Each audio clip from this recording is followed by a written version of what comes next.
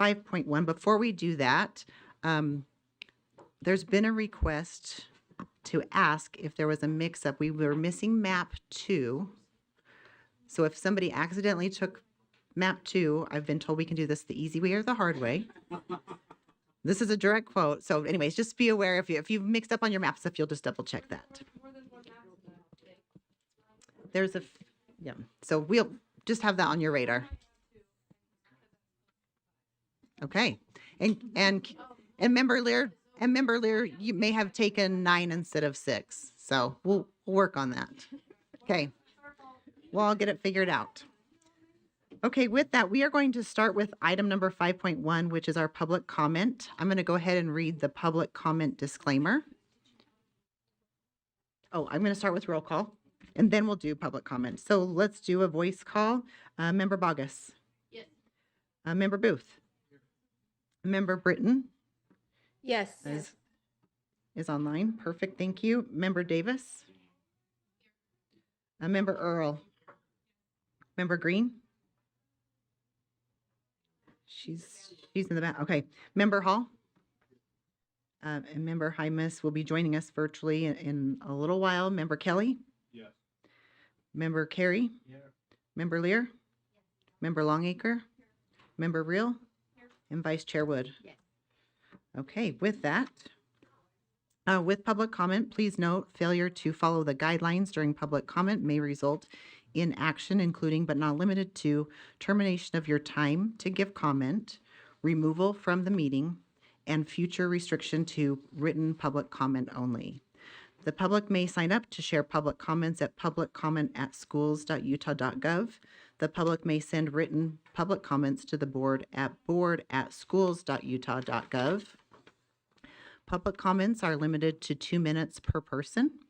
A comment can express support or dissent for regulatory action.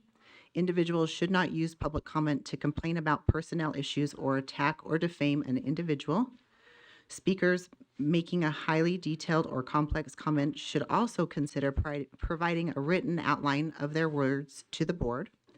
Please remember that children may hear your comments and be thoughtful and professional. Keep your comments appropriate for a general audience. If you have material with explicit language or content, submit such materials in writing to the board at board@schools.utah.gov. And with that, we will start with our first public comment. Sarah Erb is online. So we will get actually, I'm going to actually pause for just a second. We're going to actually start with Christy Lee Mortensen. And just so the board is aware and for the public, we are going to be using an ASL interpreter. So with that, we've been given a request to allow 3 minutes for that accommodation to make sure so we're not slowing down the comment and your full message. So we will start the 3-minute timer. And Christy Lee Mortensen, you may begin.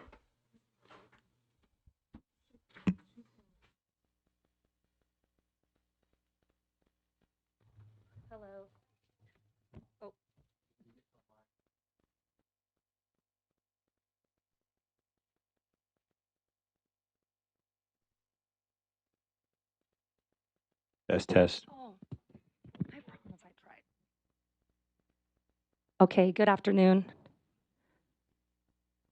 I am standing in the same place as it was nearly 3 decades ago for the exact same reason. And now I'm nearing 7 decades old.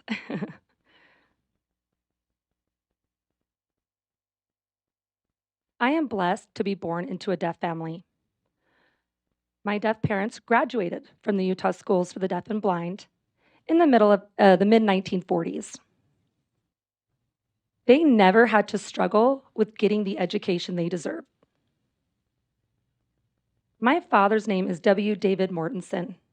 He graduated with high honors at the age of 15 years old with a high school diploma. And I will explain the reasons why. He was taught to read at an early age. The family would joke that he was born with a newspaper in his mouth. And you know what I mean. Teachers have been very supportive of his needs while he attended public school. And he lost his hearing at the age of 10. It started at 5, but he went completely deaf at the age of 10.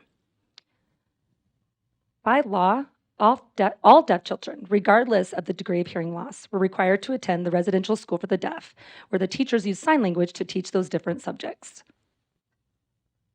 Now, fast forward into the mid-60s, my parents discovered my deafness. I was born with normal hearing till about the ages of 4 or 5 years old. So I was able to hear a little bit, and I was able to function to a degree in the mainstream program. The problems arise were getting the right services for deaf children, and we need to remember that it is not one size fits all. Fast forward to the late 1970s, 1980s, and that's when Section 504 and the Vocational Rehabilitation Act and other services were being offered to curate and design needs for each individual. And again, this is a great way to listen to the parents. The parents know. However, they didn't know how important it was to educate parents fully on the fully inclusive communication needs to meet the needs of deaf children's education, and what I like to call the whole pie. Fast forward to present day, I fear for future of deaf children, and I'm making sure they get the right education they deserve. Are they getting the whole pie? Often I do have those fears for our deaf children to make sure that they are receiving the right education that they do deserve and that they deserve to have. The majority of deaf children are born to hearing parents, and they know nothing about the kind of impact on deaf children if the children lack certain things or not the whole pie. They might be thinking maybe 1/8 a piece is the whole pie. And do we think that's sufficient? The answer is no.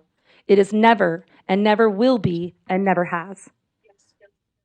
As a member of the Utah Association of the Deaf Board, we have to roll up our sleeves and become watchdogs. We are deaf. We were there. We know. We experienced it. For me, I was blessed to have deaf parents. My father, W. David Mortensen, was the president of the Utah Association of the Deaf for 22 years, and he led the most ugly wars with USDB back in the day. USDB chose to support more of an oral or listening and spoken language and no sign language philosophy. USDB believed that all deaf children needed to learn how to fit into the hearing world without ASL interpreters, without curated special designs for each deaf individual, and that is terrifying. May I implore you, ladies and gentlemen, please listen to the deaf adults who grow up in a hearing mainstreamed world with no ASL interpreter and no curated support system. Again, mainstreamed deaf children in their neighborhood school is not the right answer. So may I implore you to give more time to listen to the deaf adults who have already experienced the most assaulting, frustrating experiences of being a loner. They have been bullied. They have had, no friends at school. A lot of the teachers probably would give up on these deaf kids or just let them pass the courses to get rid of them. Now, how many of these deaf adults are sitting here and a subscriber of SSI or Social Security income? Where did they get SSI? From our taxes. I am a taxpayer. I graduated from a higher education with 3 degrees. I work, I retired, I pay taxes. The deaf children probably do work, but do they really succeed in going to college to receive a better career and become better taxpayers? Let us think about this. Thank you for your time. My name is Christy Lee Mortensen. Okay, thank you, Thank you. Christy. We will move to Sarah Erb, who is online. And Sarah, can you hear us? I can hear you. And- Is there someone else that would like to go first? No, you're Just okay. there Do you in have, person? do you have Maeve that's signed up as well?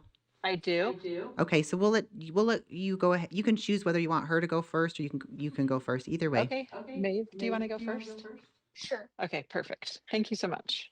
I'm going to turn on my video. We are doing, let's see, hold on a second.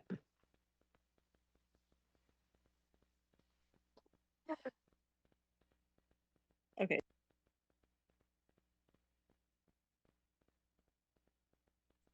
Okay.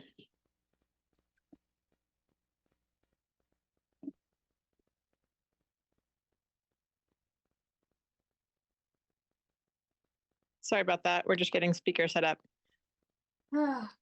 Okay. Sure.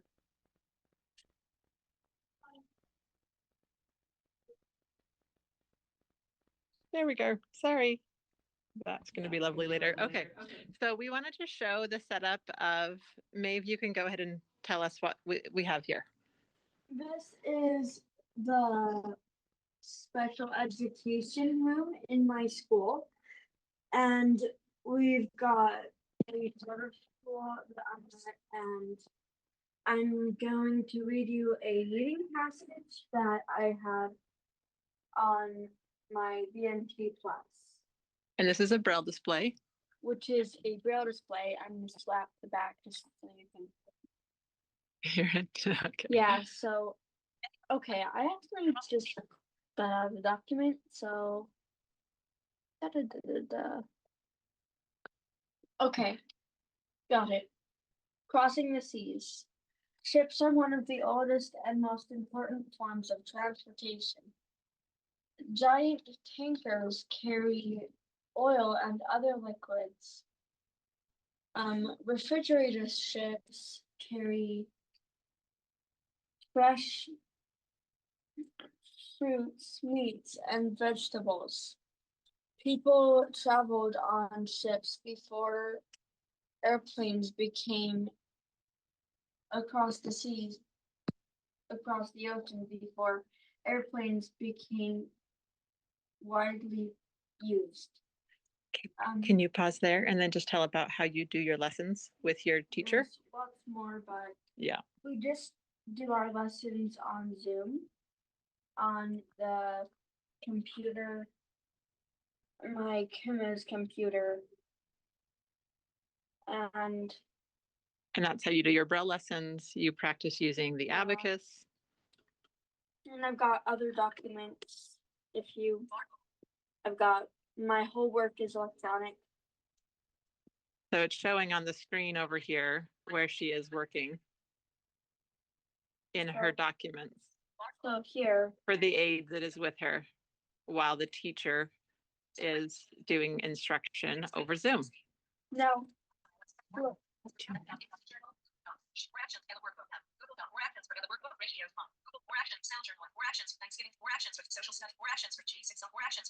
Okay, give us a and quick, so on. and that's how you access. All my curriculum, and if I need like a math assignment or a G6 quizzes, it's stuff for my ELA quizzes, and so on. Great. Thanks for sharing. Thank you, Maeve. We appreciate that. And Sarah, you may go ahead. Thanks. Sorry, flipping this around. Okay. Thanks for the time to share a few things with you today. My name is Sarah Erb, and I'm a parent of Maeve. So it's been fun to have her be able to share as well. With the changes with USDB this year, it kind of reminds me of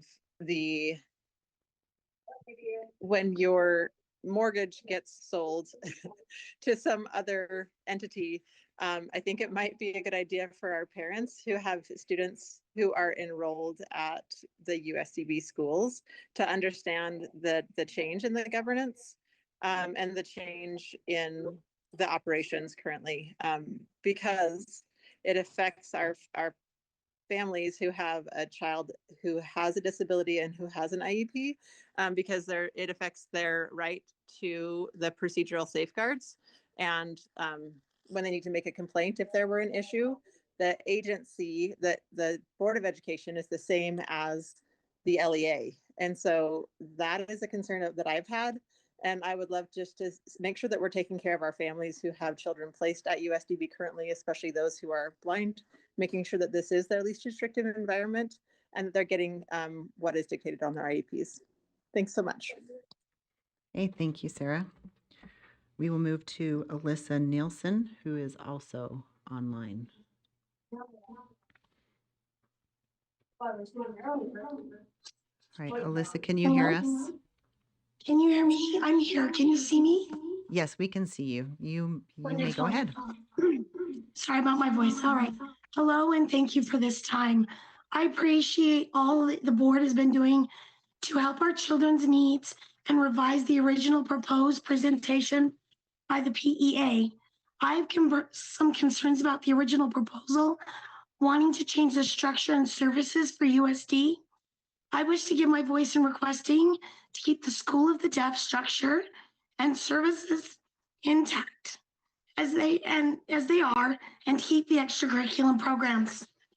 I have a daughter who is currently a student at the deaf school for the USDB, and I'm grateful and blessed every day to be able to send her to a school that is close to home and attends to her needs as a whole child. They support her in her language, which is ASL. The other students and teachers support language growth around her every day, learning written English, helping with delays, solid support system. I'm concerned for the future of my child. She is currently in the high school program, and the original proposal is to integrate these children into the high school students mainstream, sending her and many deaf children that are not ready for mainstream. If you put them in those schools, it's going to not be their least restrictive environment. They will feel isolated from their peers. Sorry. And many will drop in academics.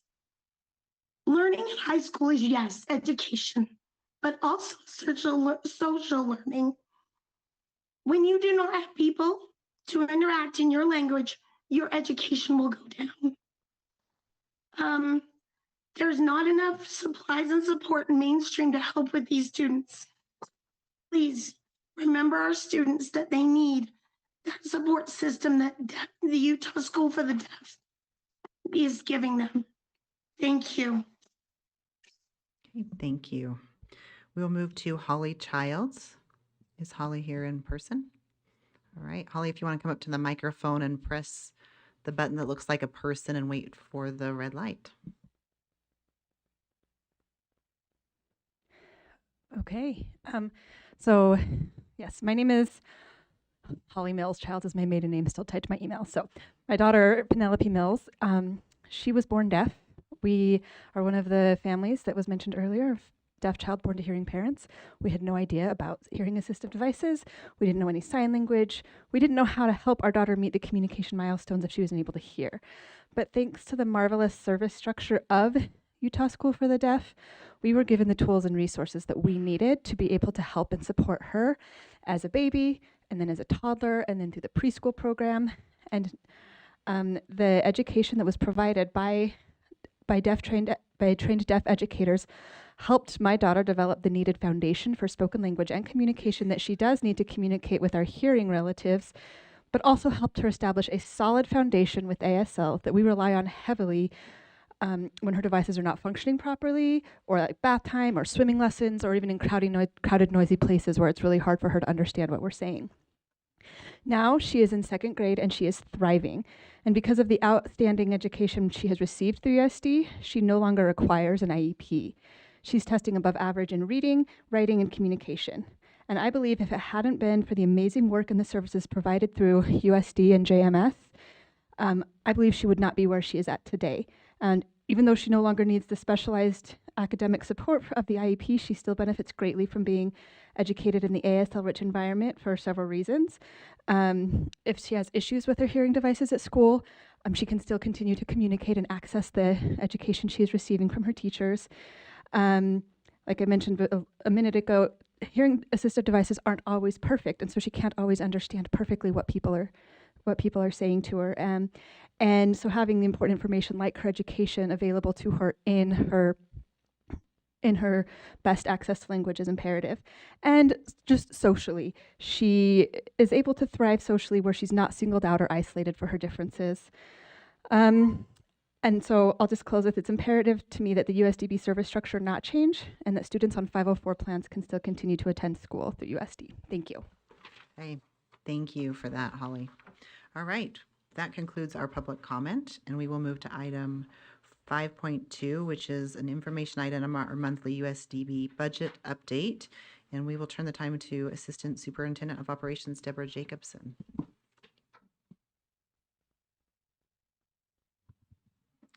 Thank you. Assistant Superintendent Deborah Jacobson. Okay, monthly budget report. I'm happy to report that we have officially closed Fund 9215. That is the fund that USDB's funding originally was from, and it has now officially been moved to the board under 2480. You can kind of see that up there in that upper left-hand corner there. This report here is at a very high level, but I wanted to bring this one forward today to demonstrate to you how the legislature tracks this budget. So you can see in the far left-hand corner, that is what we refer to as a line item. You as a board have multiple line items, and USDB is just one of them. Then the next column, you actually have how the legislature tracks them by programs. You can see there's support services, the administrations, each of the schools individually, transportation, and then of course USIMAC. The next column is their fixed funding. That's all state funding. That's their main appropriation. The next two columns, they change throughout the year. That actually reflects what we've collected to date. It's not all we will collect. If you notice this kind of the second line from the bottom, that is what we were appropriated. If you can see that. I know it's hard to see. So you can see the difference on the very bottom line on what we still have left to collect. If you scroll all the way over to the right, oh yes, I can't even see it that far. So you can see. You can see our balances there. For support services and administration, they're kind of spending at a little higher rate than what I kind of like. At this point in time, we should be right around 40%, and they're just about at 41%. Part of that is we still have some funding that we need to collect, so we'll be watching that very closely. I am happy to report, however, that both of the schools individually are doing great. They're both just under 40%, which is where we really like them to be, and also USIMAC is in the same space. You'll notice that we're currently showing a negative for transportation, and that's just mainly because USBE will be transferring their transportation funds in the month of December. So we'll see that shift next month. So if there's not any questions, that's all I. Okay, it looks like we have Member Carey. Thank you, Vice Chair Bollinger. And this may not be the right slide, and it may be later in the presentation, but this body allocated, was it $1 million or $5 million, $3 million to cover those costs that maybe weren't accounted for. And again, if that's coming later in your presentation, I'll hold off on the question, but if it's not, I'm really looking for the balance, and if the balance isn't $3 million, what that money was spent on, and a projection on what expected costs you anticipate us seeing before the end of the year. But again, if that's coming later, I can hold off. Thank you, Vice Chair. Go ahead. So the $3 million currently is not in this particular budget. We have to wait until so you as a board have chosen to set aside some of USBE's carry forward as a contingency. We have to wait until the legislature and have them reappropriate it to USDB. So all of that money is currently still sitting in the board's budget. None of that has been used to date because they are using their appropriations first. And again, the goal at the end of the day is not to touch that $3 million. That is our intent. But there is a chance that we may need to dip into that about 1.7.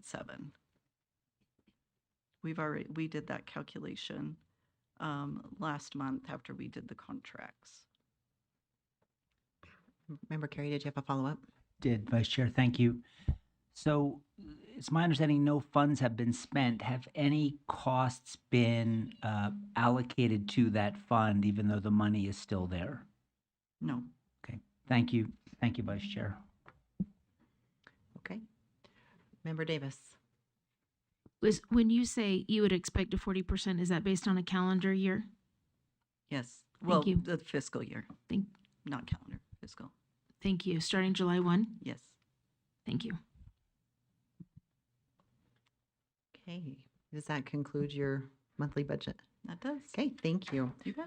I will move to item 5.3, information item on our superintendent report. We have Dr. Molly Hart here, who's our state superintendent. We'd also invite our interim, Darren Nielsen, to the table, as well as assistant superintendents Michelle Tanner and Susan Patton.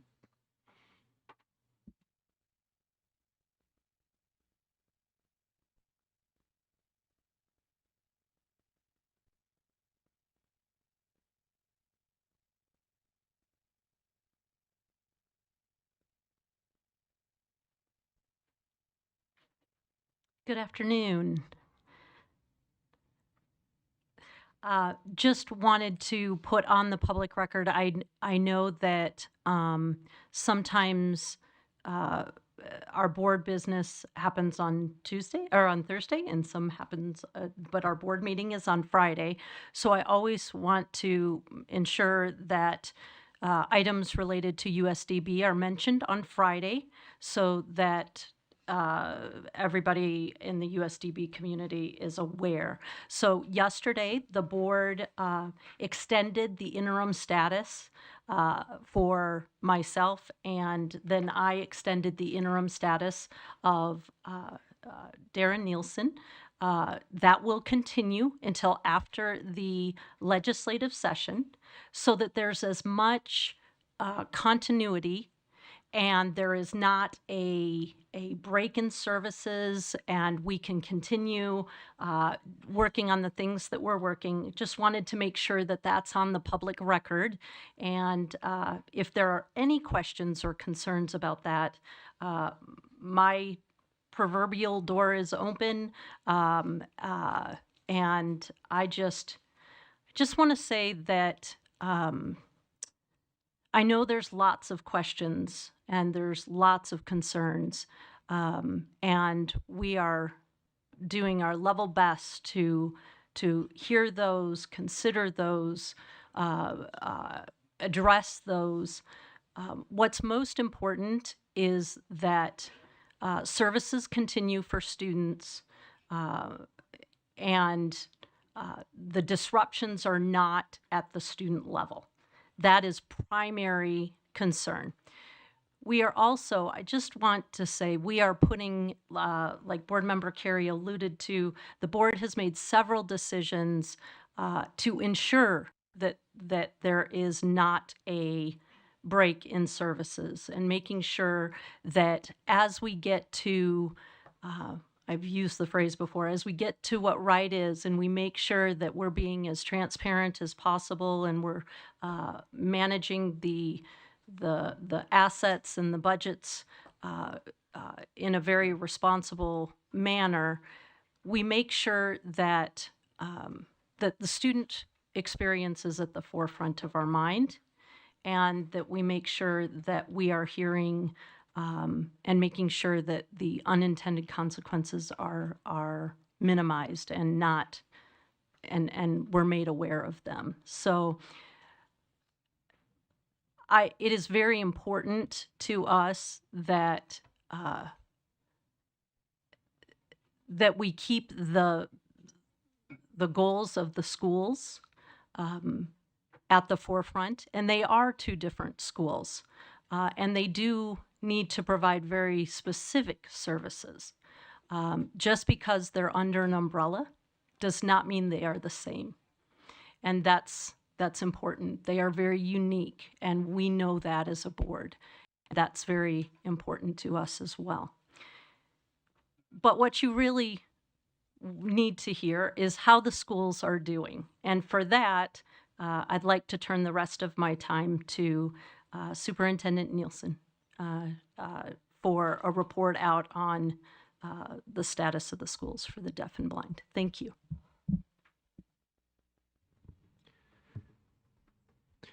Chair, may I? Great. My name is Darren Nielsen. I'm the Assistant Superintendent for the Utah Schools for the Deaf and Blind. And it's my pleasure to offer a few comments today to join you here in your meeting.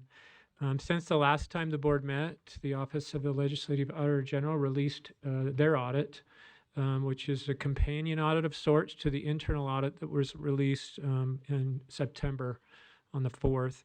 So I'd like to talk briefly about that. I want to concur with Superintendent Hart, not just my own opinion, but even the results of both of those audits. And none of them call out questions about the quality of the services or the quality of our educators that are in place. As you know, the findings in those audits are related to management, leadership, and structures, internal control environment. And these two wonderful leaders to either side of me can speak directly to individual student services that we're providing. The internal audit, so I want to talk a little bit about some things that are not uncertain. As Superintendent Hart mentioned, there are some uncertainties, and public comment has expressed concerns about some of those uncertainties. Some things that aren't uncertain is that on behalf of the board, your staff at the Schools for the Deaf and Blind are taking steps to address the issues that have been identified in both of those audits. And I'll go through those as quickly as I can, just a high-level overview. From the internal audit, they reference strategic planning for achieving our objectives. The leadership team from the Schools for the Deaf and Blind will be participating in the December 15th to the 19th activities here on this campus to make sure that our strategic plans are aligned with those of the Utah State Board of Education. And we expect that'll be a big catapult for us in being able to operationalize the strategic plans that exist currently in the Schools for the Deaf and the companion plan for the Schools for the Blind.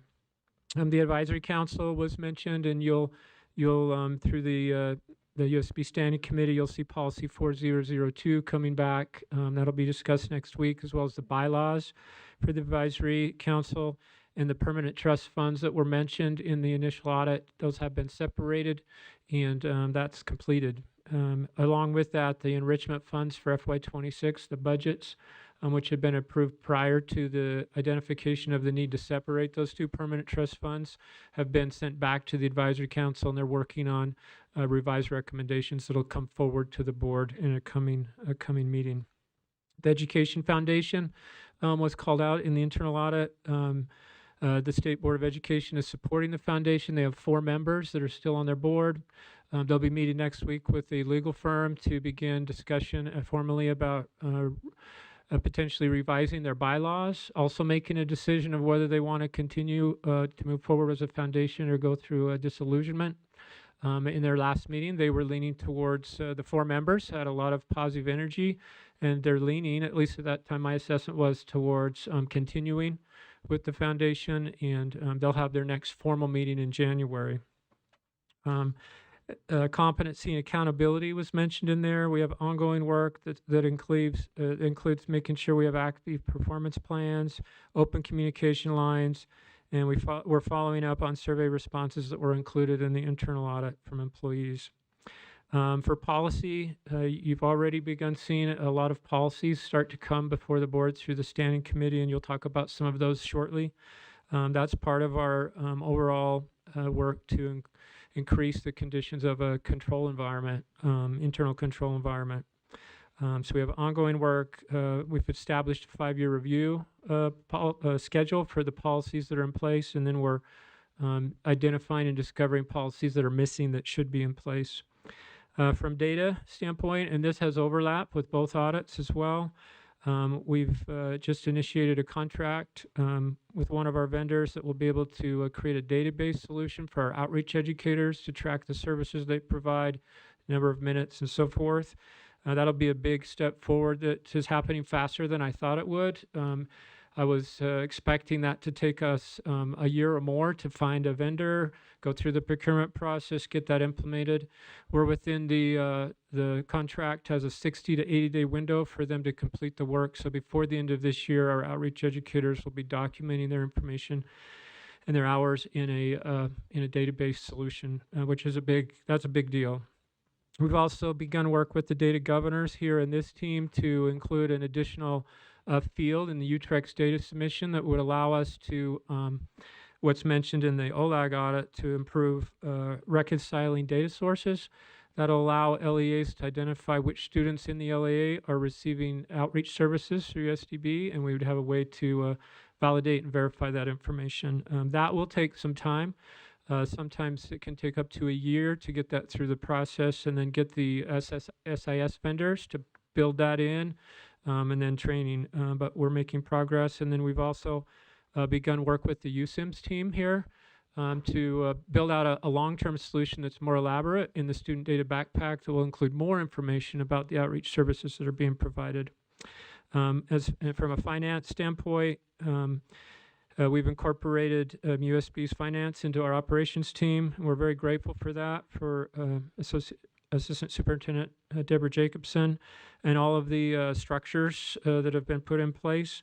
And we have outreach service contracts with all of our LEAs who are receiving outreach services, and we haven't had any single LEA pull out of services based on the costs associated with their contract.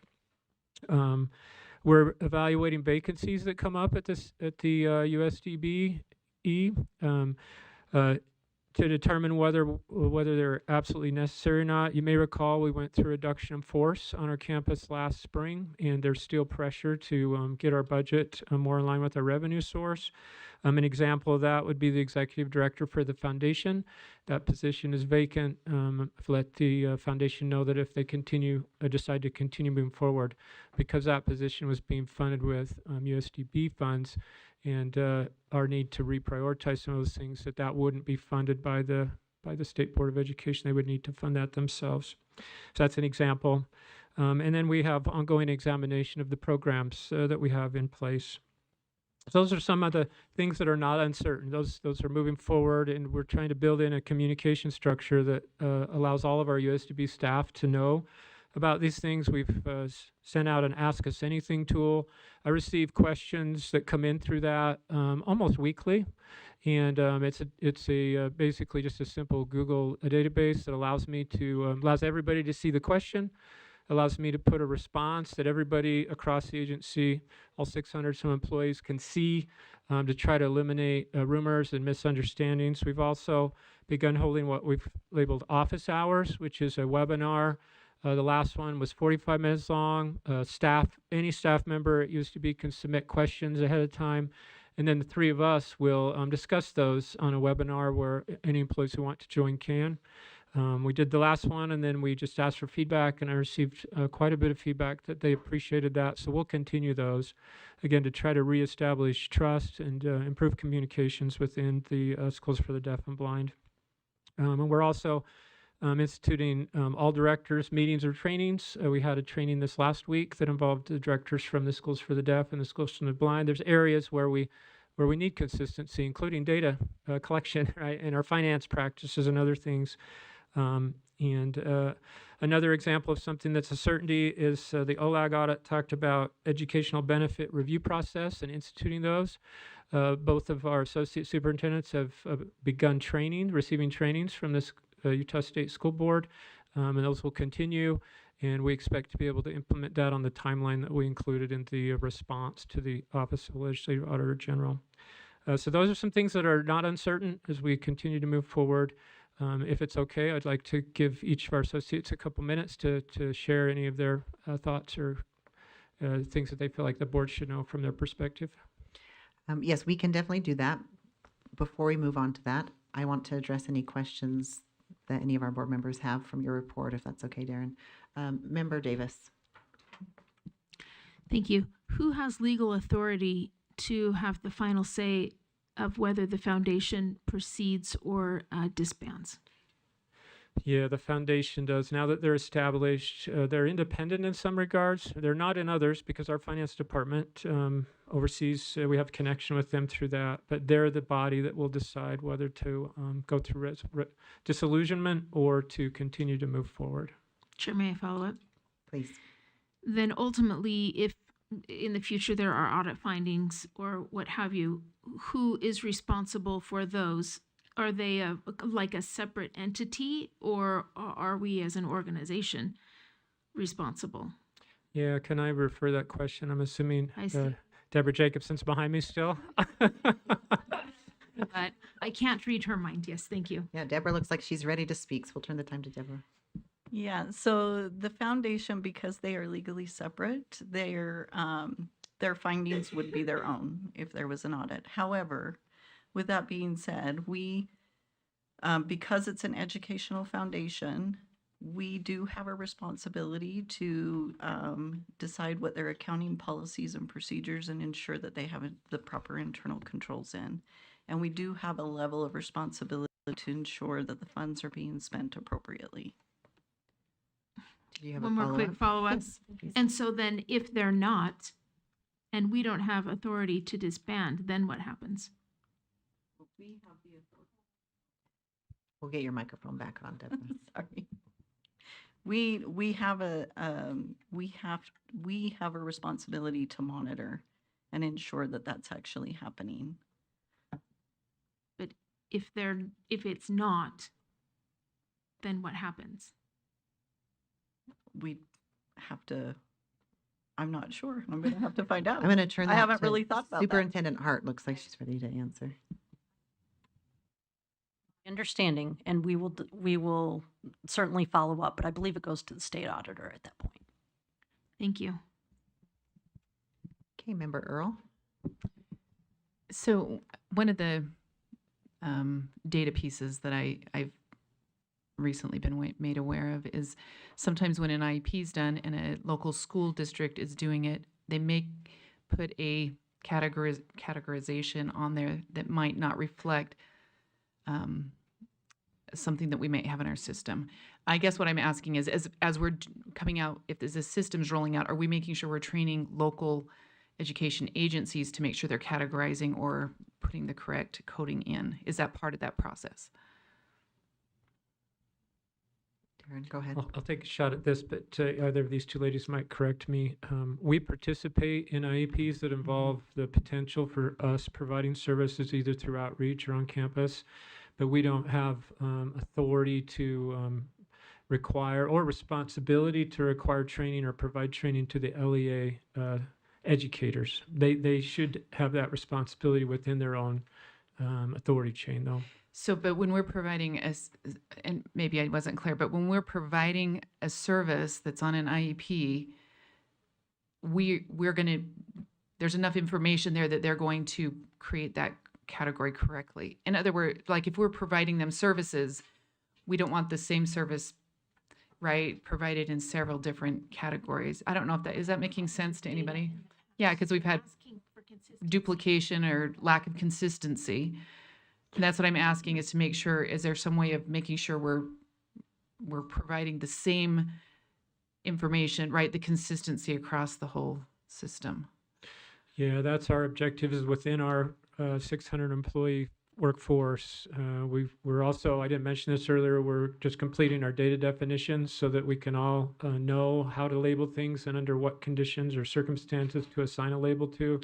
Indirect services, for instance, would be an example. What does that constitute? How do we count that? Or consultation? So IEPs that we're involved in, we should have consistency against students Okay. that are receiving outreach or on campus. Right. And so I guess what I'm hearing you say, you can correct me if I'm wrong, what I heard was that as our staff go out for these IEPs, they will make sure that the services are marked correctly according to whatever the IEP says based on the services we can provide. Yes. Is that right? Yeah, we'll be. Yeah, we'll be. Who's doing the data entry? Yeah. So I guess that's what I'm asking then. How do we know that they're putting the right data in order for us to make sure we're providing the right services? Yeah, and the data you're talking about is that they're receiving, let's use outreach services, for instance. Once we get that flag put in place, how would we ensure that the LEA enters Is that entering flag? the correct, yeah, that's where I'm going. Maybe wasn't clear. Yeah, I first. don't know that we have a good internal control other than when we try to reconcile with our reports versus what's coming from the LEA and we find those discrepancies, then we would need to deal with those on a case by case basis. Much like we already have discrepancies that come in on other data fields through our UTRIC submission that come up as either a fatal error or a warning that then flag, oh, we've got some kind of a data problem that needs to be resolved. Okay. Assistant Superintendent Tanner, were you gonna, look like you wanted to make a comment on that? I did. If I'm understanding correctly, you're talking about the 13 disability categories that are in special education. So when we pull reports that it pulls up those disability categories, how do I identify that this child also has a hearing or a vision loss, right? It would be my advocacy is as we work through the student backpack, that there is a separate button that indicates that. So even if the IEP team said OHI or a TBI or said something else that doesn't indicate they have a hearing or vision loss, it'd be nice to have a button. They would be able to say, yes, this child has a hearing or vision loss, and just, that would be nice. That would be what I would advocate for. We're in the process of going through that, I think, with USIMUS, is that the name? USIMS. And so that would be what I would recommend, but we haven't gotten farther down that path yet. I just don't want those. Do you want to turn your microphone on so it's I'm on the sorry. public record? I just please? don't want in a year from now to us say, we still have 300 kids that are outreach services and they may fit here, they may not fit here, right? If there's any way we can train going out so that it meets those categories and we know exactly where we're at, that's what I'm concerned. Making sure that those out in the field have the information they need to correctly It's important. identify, right? Yes. Member Davis. When you say that's what you would request, do you need us to work with Deputy Jones and Director Felt and Katrina Brinkley, or are you already doing that? Well, I'm assuming we're going to have a process of a team that's working through that as we decide and work through that. So I don't think that And there's that a should need at help the board. fix some of the data Yeah. disparities we had in the past. Right. Thank you. Okay, Michelle, since you had your microphone on, do you want to go ahead and give us an update? Associate Superintendent Tanner, for the School for the Deaf. My mind actually is filled with individual children today. I was telling this to Assistant Superintendent Darren Nielsen this morning. I was just explaining to him, hey, I'm thinking about the individual kids this morning, but that's not appropriate at a public meeting. So let me tell you some of the things that are going on. At the Schools for the Deaf, we are heavily involved in the basketball season right now. Basketball is like the football in Texas for the deaf community. We are very united and supportive of our basketball team, and we have a great coach that I'm excited at, who within the deaf community is very well respected. And so we're excited. He's sacrificing a lot of time to be with us. I mean, not even in this, he's moving from his other state for this time period to be with us. So they're doing well. But they've been going up against military teams. So with students who have had the opportunity to practice since they were little, and our students have just been able to start practicing when they hit middle school and high school. We'd love to be getting them some teams in the younger grades so they could build skill sets. So they're struggling, but they're also doing well and they're trying very hard.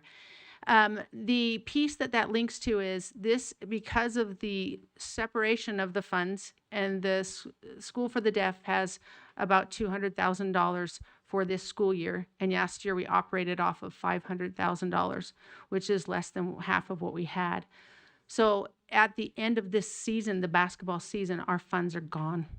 So that means there'll be I won't be able to do some of the things that we've been able to do in the past, which were drones, STEM, Battle of the Books, Academic Bowl, things that, and we often have to go out of state for these kind of things because we compete with other deaf schools.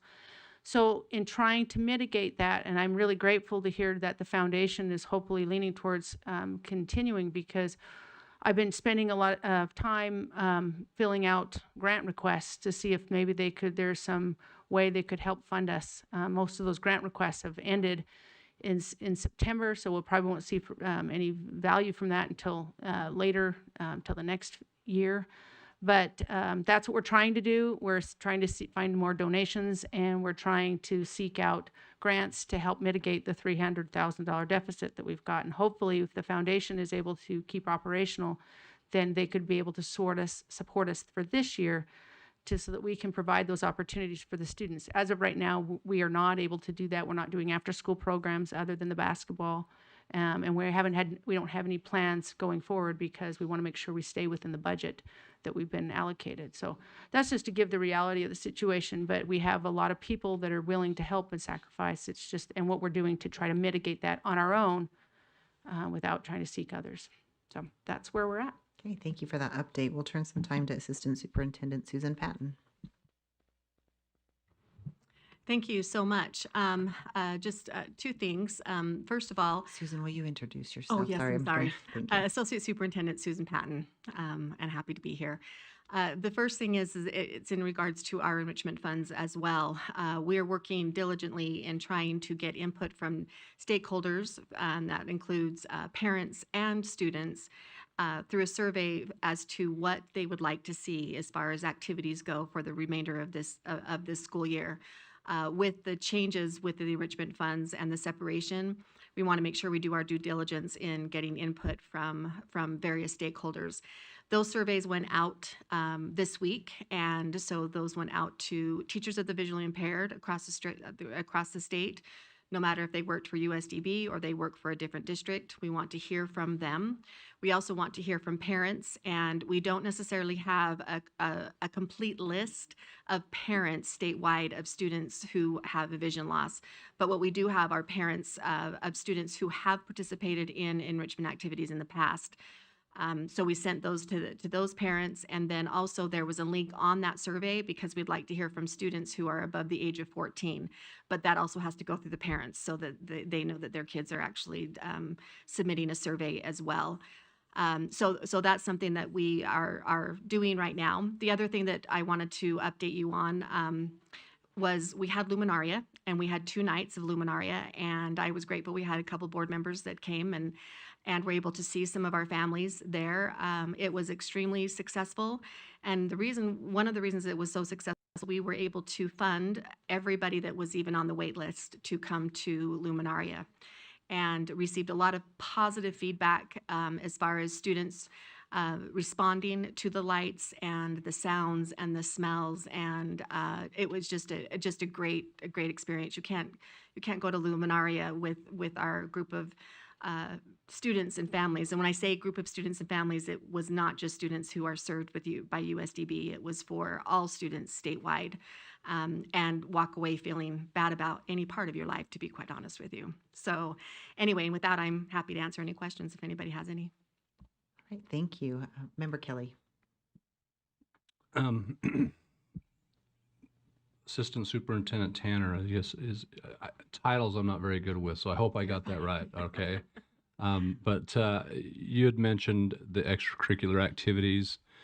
You mentioned the number $300,000. Is that what you anticipate it would cost, it would take to do those activities that you've done in the past that you're currently not able to do?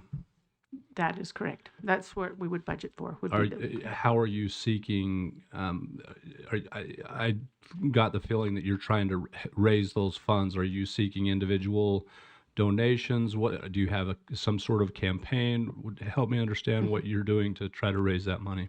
Now, we're not as sophisticated as getting a campaign, but we have been filling out, there are organizations that provide funding that we've completed applications for, and I've asked for pretty big numbers to see if they could accommodate it. I mean, I'm looking at what their grant offerings are. Some are limited to 10,000. We put those in. We put some that are up towards above 50,000. So I'm asking for the moon to see what they can get. But the matter is when they'll convene again to make those decisions. Most of those ones that have those kind of large numbers are looking for a 501(c)(3).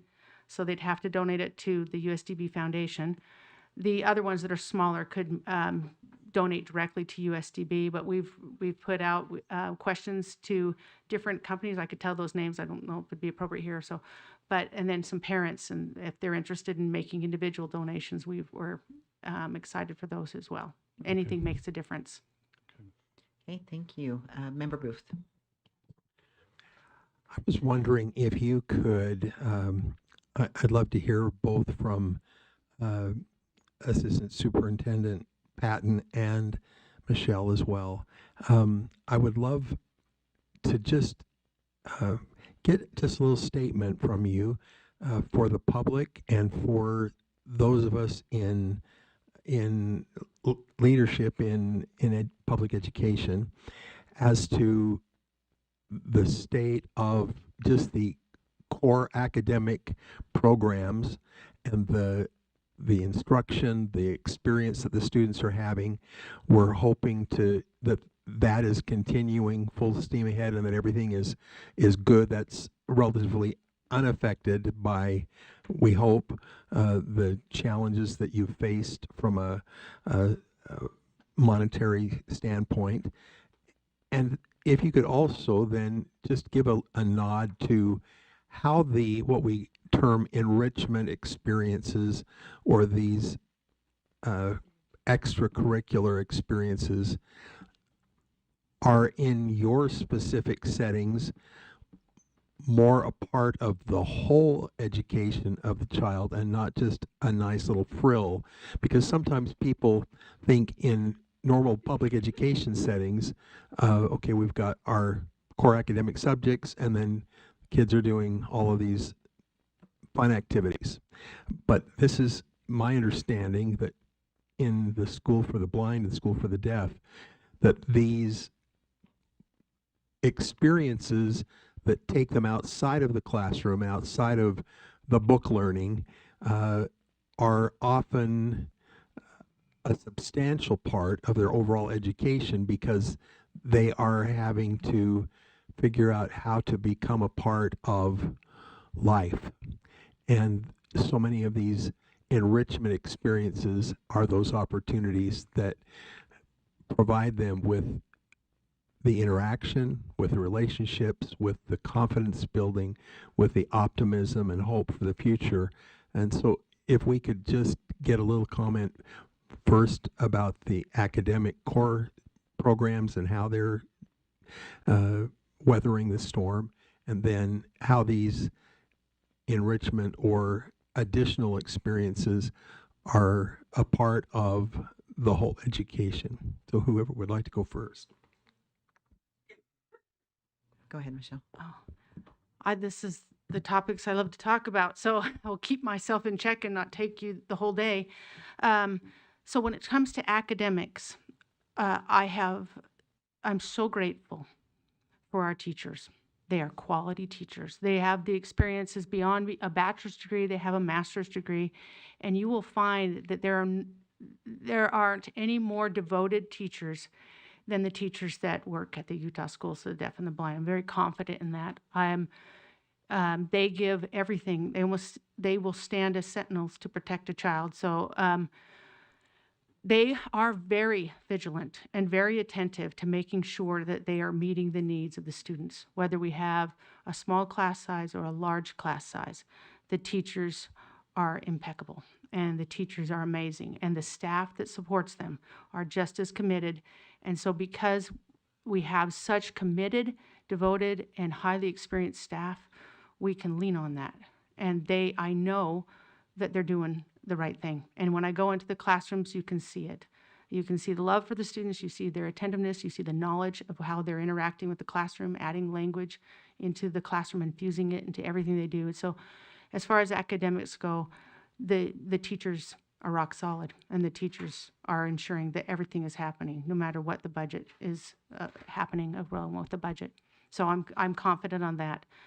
The enrichment activities for the deaf school is highly focused on language. So anything when we're talking about deaf children, the name of the game is language. People get caught up in the debates of how language happens with a deaf child, but the most important piece is that we get to a child's mind. And if you're going to develop language, all the research will tell you that it has to be infused with language experiences. So all the experiences that you've had with your family, your parents, that developed a vocabulary word. It developed syntax. It taught you how to approach somebody. And sometimes that can be lacking if a parent cannot communicate directly with their child. So we have to create environments and create activities that kind of create and force that to happen. Those enrichment activities, as they're called, create environments in which normally our students wouldn't have the opportunity to participate in.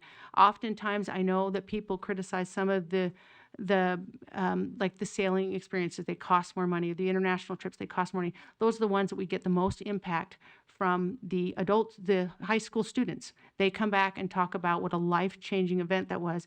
Mostly in high school, the kids that are coming back are their outreach students that are making these comments, to realize that they could interact and that there were other children like them that they could interact with, interface with, and that they could communicate with fully and to express the feelings that they're having. So when they feel that isolation, to find another student that has experienced the same thing, feeling the isolation, in those activities, they get those opportunities to do that. And that doesn't matter the hearing loss level. I have noticed that will be a student with a mild loss to a student with a profound loss. To find that connection when there's so few people in the world that have a hearing loss, and to connect with them, you're going to jump on it. And the language is just explosive when you see it. We often have a lot of language experience that happens in preschool. Preschool is the big name of the game. We want to get language in a child between birth by age 5, and then we're starting to close windows on language. So you'll see that the teachers will get more desperate to make sure we're infusing language and getting activity and language experiences, because once you hit 5, we're playing a catch-up game, and sometimes we can't catch up to where they could be. If we get a kid at 12th grade, we don't get it. So those activities are more than just activities. They are necessary for my students to develop the language that they need. Thank you. Assistant Superintendent Patton. Sure, and I'm happy to address both of those components. When it comes to our academics, we have a somewhat of a challenge in our students taking the statewide assessments, and we try to promote statewide assessments with every single IEP team, because with the school with students who are blind and visually impaired, those assessments can be accessible. They can be fairly accessible, and USBE has been excellent in helping us make sure that those are accessible for students on an outreach basis and on a campus basis. So I want to be clear, we promote the statewide assessments. However, we do have a large number of parents who say they opt out of those assessments for various reasons, and that's just the reality, and that's their parental right. So we tend to not show the same achievement as other school districts, right, throughout the state. And I know that there is concern about that. We do rigorously assess our students on a very regular basis, and that's done with not necessarily the statewide assessments, but with other assessments. And so we're confident in the assessments that we give, and the rigor of them, and then also the consistency of them. We had a conversation that I was having actually just this morning about our communication with parents. Our parents and our staff communicate on a very, very regular basis, and one of those, and I'm talking about our campus students. And one of those is the reasons is because parents are so interested in the academic progress of their students, and teachers have access to those parents, and parents have access to those teachers. So the monitoring of the academics is both sending home a progress report, but also very, very consistent anecdotal data that is given back and forth between parents. So I hope that answers the question as far as assessments are concerned with the School for the Blind. As far as the enrichment activities, we really focus on those nine expanded core areas that are above and beyond what the core curriculum teaches. And those 9 areas are specifically designed on a federal level, specifically designed for students who are blind, low vision, and deafblind. And that is because of incidental learning loss. They don't understand, or they might not be as aware of social interactions as we all that are sighted or their sighted peers. They might not have the independent living skills that are needed to possibly move to college, or those just independent. But those are 9 areas, and we subject our enrichment people, and these are teachers of the visually impaired. They're all of the ones that are developing these programs submit objectives and how they're going to measure those. And it's not necessarily a paper and pencil objective as far as the students, but we evaluate very rigorously on what the success was. Even Luminaria had objectives and had what we now are saying internal controls to say what risks are we, what risks do we have as far as meeting those objectives. Sometimes the objective is family engagement and networking with one another, along with some of those expanded core areas. And so we really assess those enrichment activities to make sure that we're, number one, meeting the needs, because those funds are set aside to enrich the lives of students with sensory loss. But number two, that we're meeting the objectives for expanded core curriculum, so that people that are asking, are you just out having a good time? Don't get me wrong. It's a good time, and you would all find that. However, we do have a rigorous grading rubric on our objectives and the outcomes of those students. Okay, thank you for that report. Member Booth, did you? Sure. What could you just give us one or two examples of what those 9 areas, additional areas are, just so that we have an idea of what kinds of concepts or ideas are being pursued as we're trying to bring them into line? Absolutely. And you know what's so great is our students that are in our Bridges High School program, you could ask them what those 9 areas are, and they could list those off, and they could tell you what they mean, probably better than I can. So it's compensatory skills, it's independent living skills, it's orientation and mobility, so the travel around, compensatory and social interaction, recreation and leisure. And then there's 4 more that right off the top of my head, I'm like, oh, my staff's going to be embarrassed of me.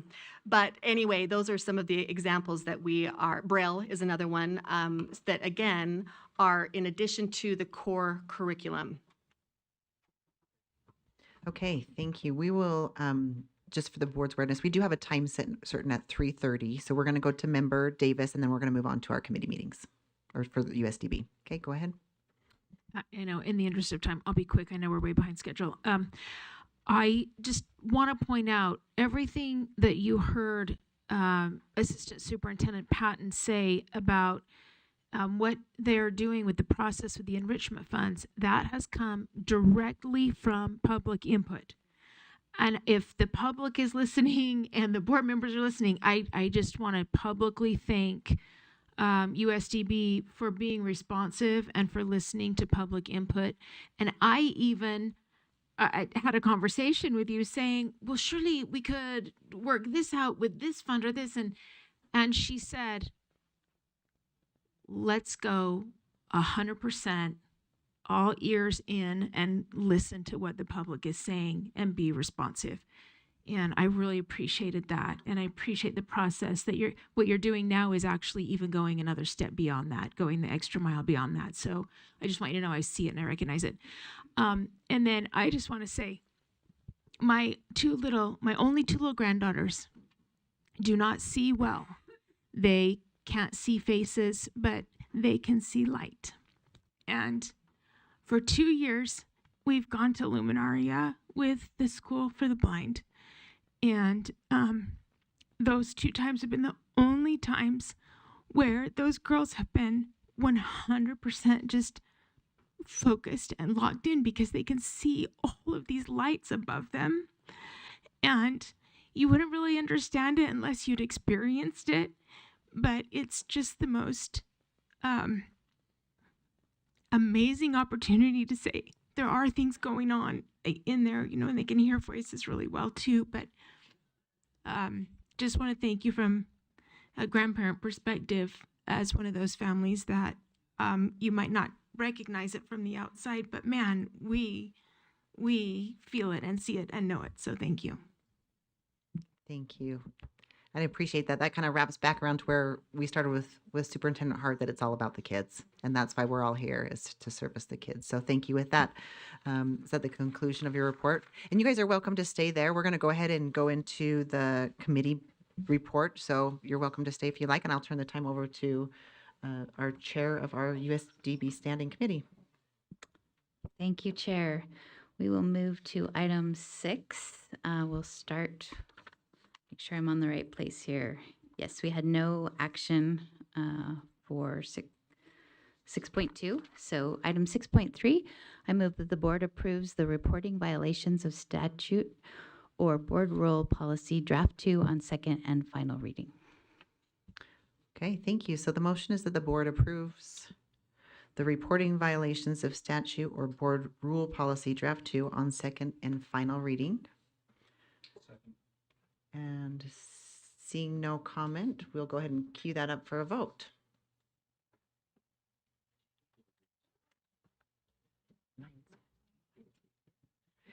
And Chair Hymas, you're online. Can you tell us your vote?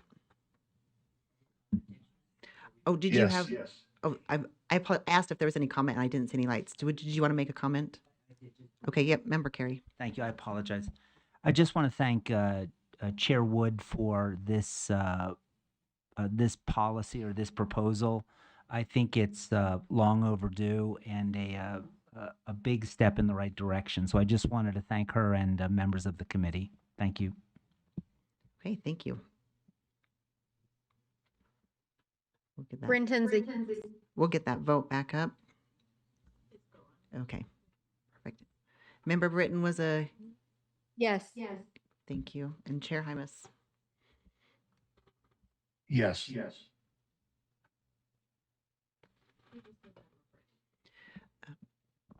Chair Carey, or Member Carey, can you hit Joanne's button for us? Okay, that motion passes unanimous. Thank you. I'll move to item 6.4, Hotline Investigation and Response Policy. I move that the board approve the Hotline Investigation and Response Policy Draft 2 on final reading. Okay, yeah, we don't need seconds coming out of committee. Yeah, thank you. We're glad everybody's on board, but you are. Great job. Right on it. Okay, so the motion is that the board approve the Hotline Investigation and Response Policy Draft 2 on final reading. Any comments? All right, we'll go ahead and Brinton's a yes. Chair Hymas. Yes. Okay, that motion passes unanimously. Thank you. Item 6.5, Student Assessment Policy. I move that the board approve the Student Assessment Policy Draft 1 on second and final reading. Thank you. The motion is that the board approve the Student Assessment Policy Draft 1 on second and final reading. Any discussion? Okay, let's go ahead and vote. Member Britton? Yes. And Chair Hymas? Yes.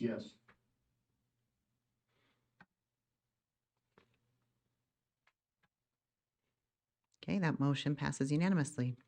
Thank you. Item 6.6, Student Use of Power Tools and Maintenance Equipment. I move that the board approve the Student Use of Power Tools and Maintenance Equipment Policy Draft 1 on the second and final reading.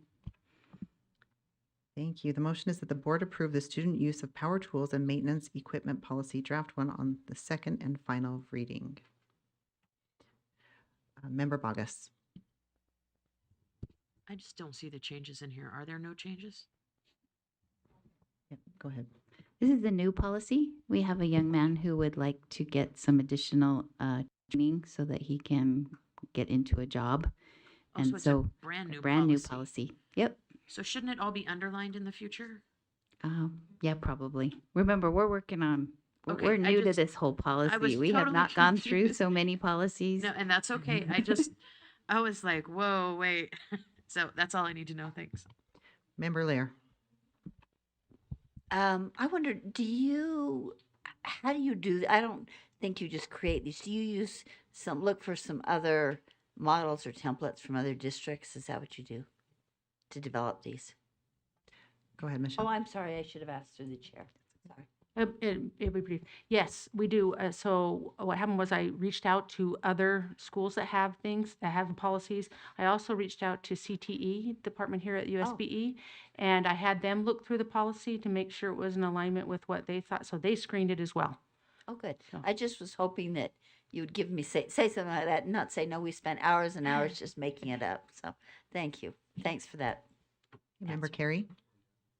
Just, was there a fiscal estimate attached to this proposed rule?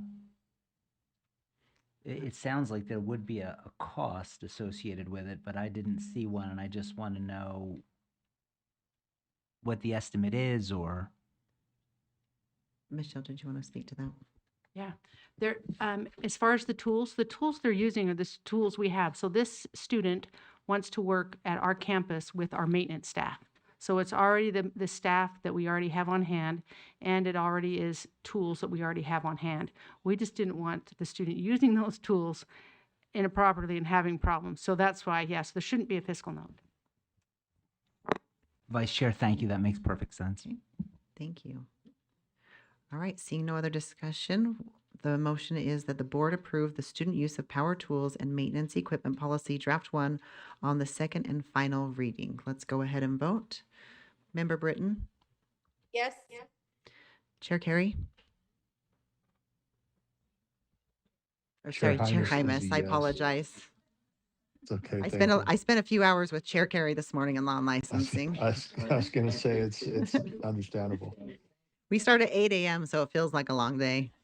All right, that motion passes unanimously.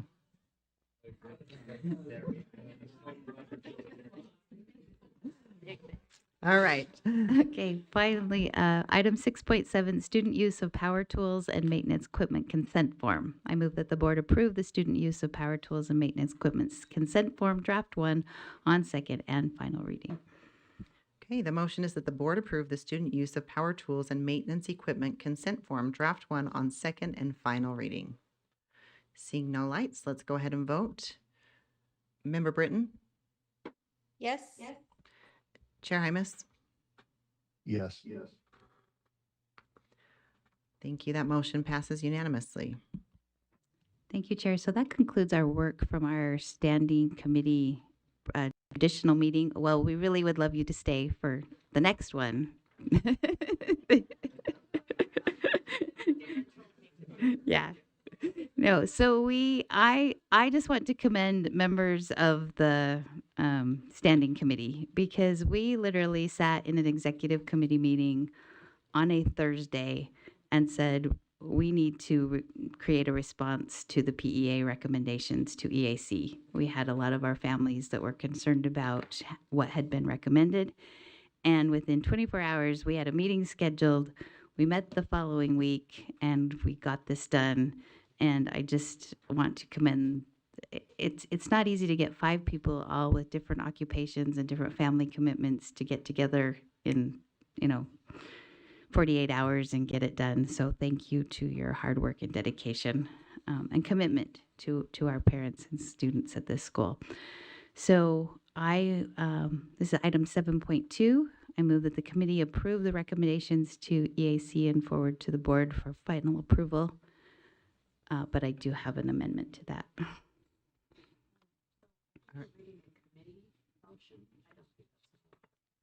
Did I do the wrong one? No.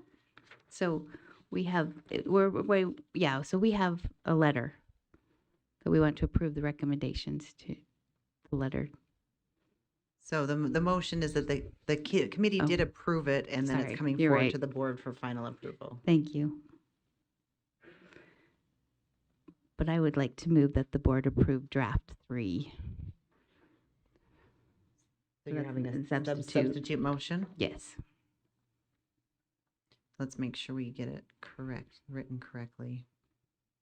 So we have a substitute motion that the board approve draft 3 and for final approval. Okay. Looks like we have member Earl. I have a couple of recommended changes to draft 3, and I think who has that? And Jennifer has those, right? Okay. These are a couple of recommendations for clarity. So where it says the role in public education system, and our response says the board recommends that on-campus student participation be instead of an option, it's a continued option because it's already an option, but we want to continue with what we're doing. So I'd recommend we put continued in there. Can you tell us, do you know what page you're on It's the the second draft? page, and if the highlighted or the heading says role in the public education school. So it's the second, you got governance, and then you have role in the public education system. And then it would be the blue response. I would just recommend we put in continued there. It's not an option, it's already an option, so it's a continued option. Or continued to be, yeah, something like that. So you would like it to read, the board recommends that on-campus student participation continue to be an Yes, option. that would probably be the better way to word looks that. like we're inserting the word continue. Continue to be, yeah, it's got to be. I don't think the language is there. Would you mind changing that? Oh. Who's ever driving?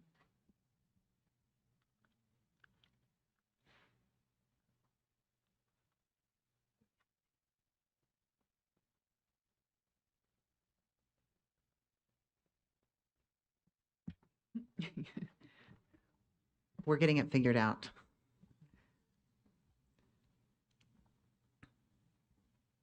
So the motion would be to just insert the word continue. You'd have to put to and take out. Continue to be an option. Yeah. Yes. Okay. Do we have a second? Second. Okay.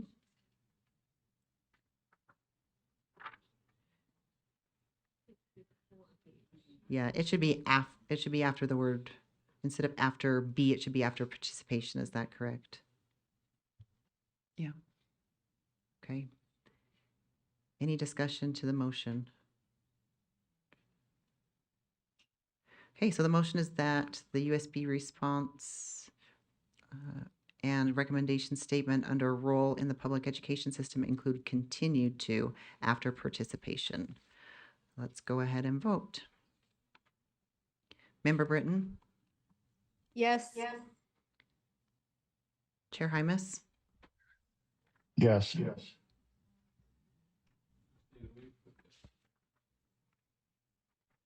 Okay, and I have a couple more when we're done.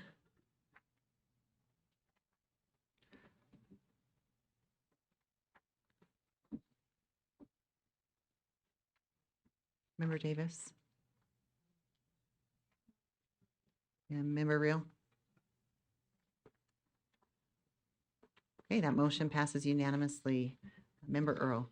Yes, and then under finances, finance data and resident LEA responsibility, I would like to add after where it's in the parentheses, it says USIMAC, deafblind services. I'd like to add related services there, and then to cross out the bottom paragraph that says the board recommends a USDB specific weighted WPU based on the number of students currently at the school. And I'll speak to this if I get a second. Okay, with a second, go ahead. Yeah, so I've carried on quite a bit of conversation with Deborah, as well as Board Member Wood and a number of others, just trying to make sure we got the right funding model.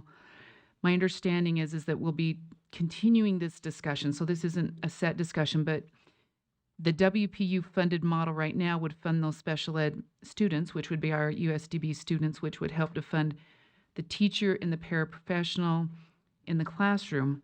But the things that are statewide, we're looking at what does that model need to look like. And so we're asking for that there's additional funding associated with that. So the related services is a state question, statewide question, versus the in-class teacher that would fund, because the WPU would not be able to fund the related services, right? The occupational therapists, those type of things. So I think this is a starting point when it comes to the discussion on funding, but I think we're not going to get so the bottom piece is we're not going to get a specific USDB WPU. That's just not going to happen. It's from what I'm understanding, but there will need to be additional funding to make sure we're funding the related services and other things that are state things. Did that make any sense to someone? Hopefully no. Joe's going no. Okay. Should I try again or not? So, okay, let me try one more time and then someone can fill in all the blanks. Typical WPU would cover. It's all the parent infant program. So here. Okay, Member Davis, if you'll turn on your Maybe microphone, you can help please. me. She's just saying, if they go to a WPU model, we're going to be in real trouble with all of the stuff a regular WPU doesn't cover, like the parent infant program, the special those are library for Braille. I mean, the USIMAC, all of these extra things we need that would not be covered under that. Those would need to continue to be a line item similar to what's funded now. But the WPU model would allow for increase for those educators in the classroom. As it increases, it would allow additional funding to automatically flow in. I don't know how this is going to land exactly, but this is trying to move us in the direction that we want to go, which would be additional funds, but also that line item to associate with it. So it looks like we have a couple lights in the back. Darren, do Okay, you want to? maybe Darren others and can Deborah. correct me if Deborah. Yeah, I think Deborah has the same thinking I do, and that is related service is a term that's used in special education. In our environment, we use support services to be a little more broad. So just something to think about. Deborah. So I have a different, sorry. I think if I understand what you're saying, you're referring more to the additional funds above and beyond the specific classrooms. So I would refer to it more as both the administrative services as well as specialized services. If that is better, the administrative and specialized services works for me. I just want them to know that the WPU is not enough to cover the needs. But we do want the WPU to grow so that we've got that flexibility to increase things. Would you like to make a motion? Yeah, let's do that. So instead of related services, it would be administrative and specialized services. So since we do have this to the board, this would be an amendment. So we'll vote on the amendment first. Let's just make sure we get it correct. So administrative and specialized services in replacing related services. Is that your motion? That would be correct. And do we have a second? Second. Okay. Any discussion to that motion? Any objection? Okay, then we'll go ahead to the underlying motion. And Member Carey.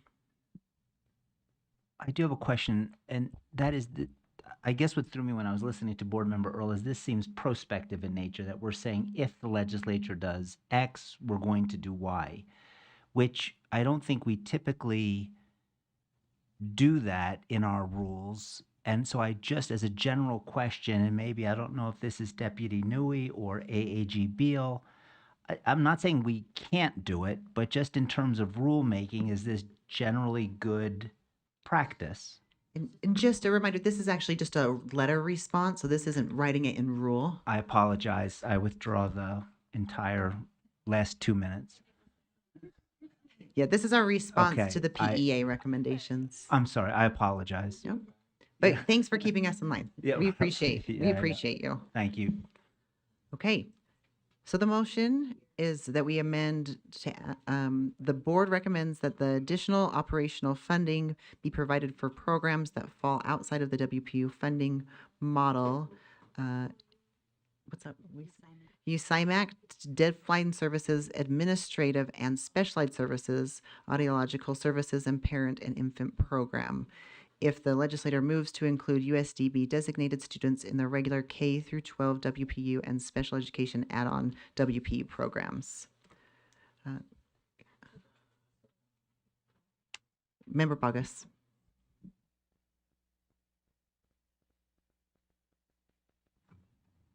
Thank you, Vice Chair Bollinger. I'm just wondering through the chair if we should add, like, or other necessary line items or something so that we don't have a finite list. That if we're responding, I know we're giving examples, but as I've watched our legislative hearings, I've learned that if it's not on the list, sometimes it's not really considered, and I'm wondering if we should put something in there that leaves it more open-ended just to cover ourselves in that space. So when we're up at on the Hill having those conversations.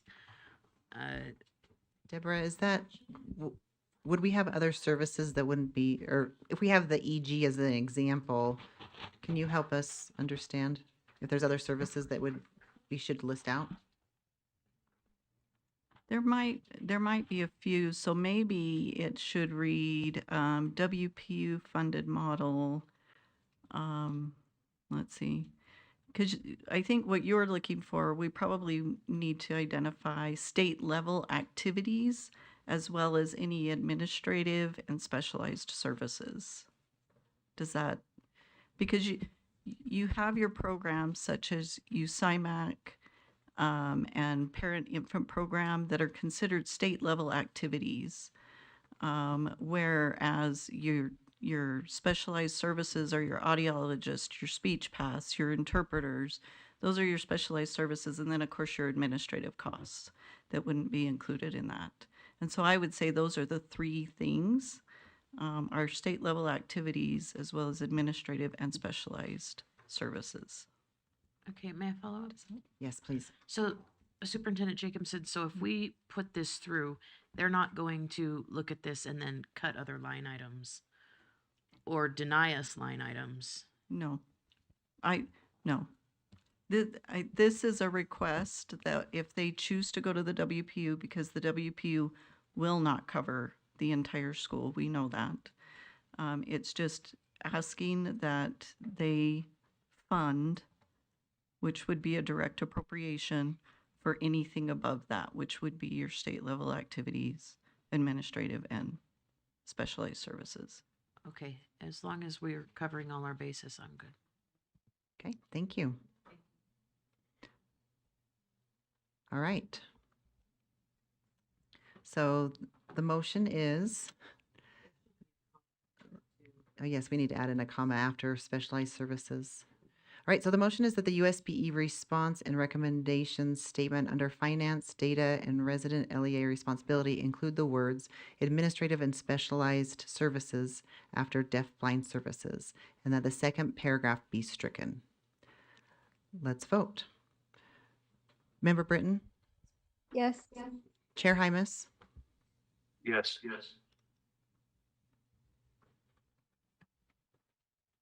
And that motion passes unanimously. Member Earl? I have two more. These should be easy, though.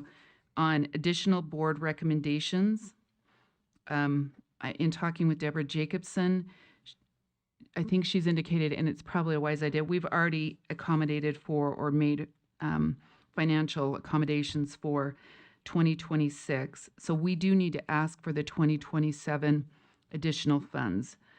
And so I'm just asking that we strike, it would say for fiscal year 2027. So we'd strike the and the 2026. Yeah, okay. Vice Chair Wood? Yeah, I'll second that, and then I have a question. Okay, go ahead. Should that say an additional 1.8 million? Yeah, probably. We don't, We'd be in trouble if it was only 1.8. yeah. Yes, I think that would, please, can we add that Okay, too? so we did make a motion, it was seconded, so it's to the board, so the amendment would be to add an additional, is there any opposition to that? Okay, so we will make sure that we have that added in.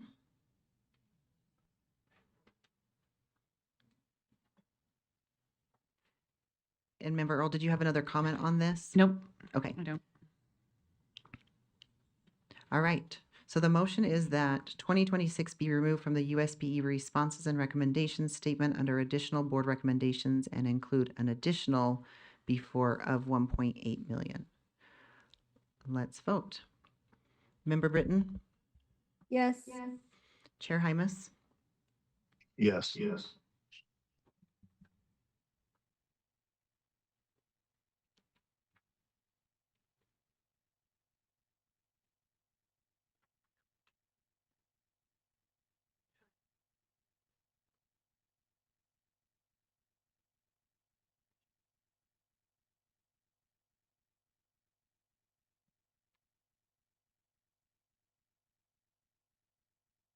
Okay, that motion passes 14 in favor with Member Bogus absent.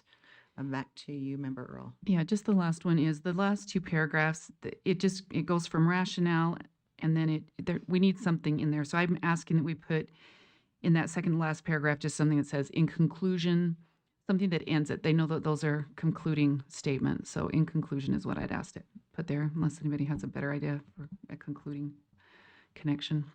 So that's it. So the motion is that the rationale include the words in conclusion. Do I have a second? Okay. Any discussion to that motion? All right, let's go ahead and vote. Member Britton? Yes. Chair Hymas?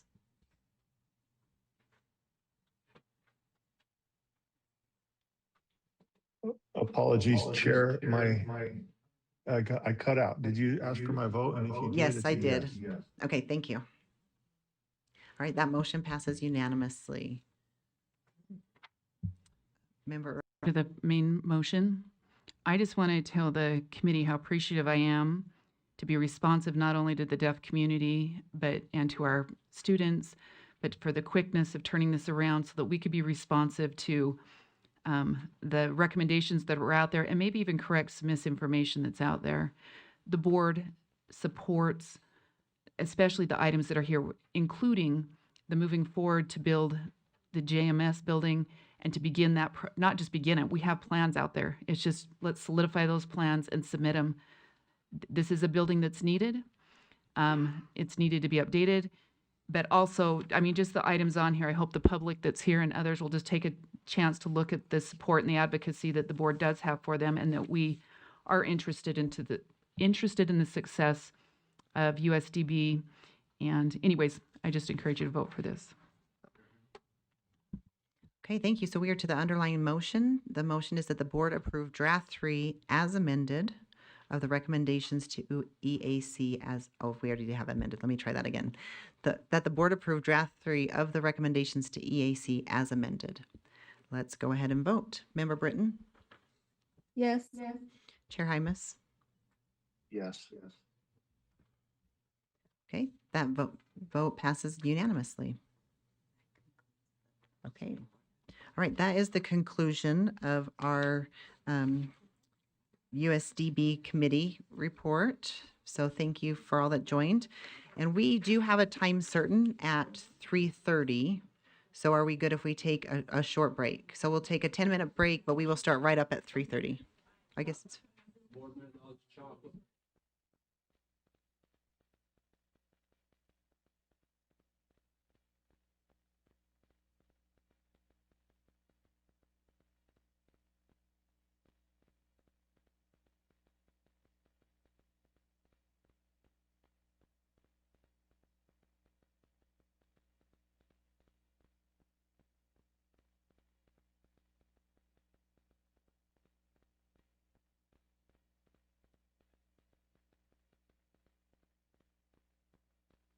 to actually skip to item 9.1 from our unfinished business for the 2026 general legislative session preparation go to the legislative review of bills, and we would invite Matt Throckmorton up to the table.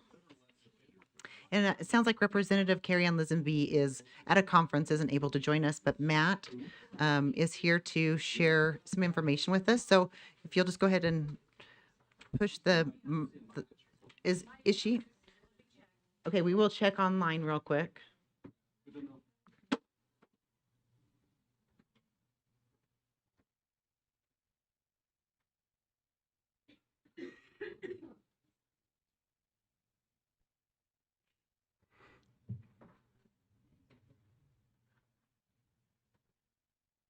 Okay, she's not online. Okay, Matt, we're going to turn the time over to you.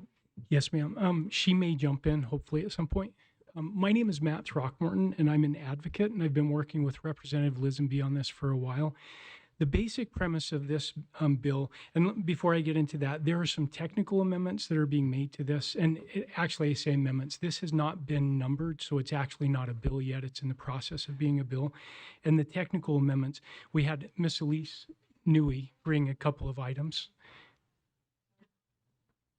I don't believe this is, if you are on le.utah.gov, Ed Interim Committee, this was I don't know that we had this connected into backup.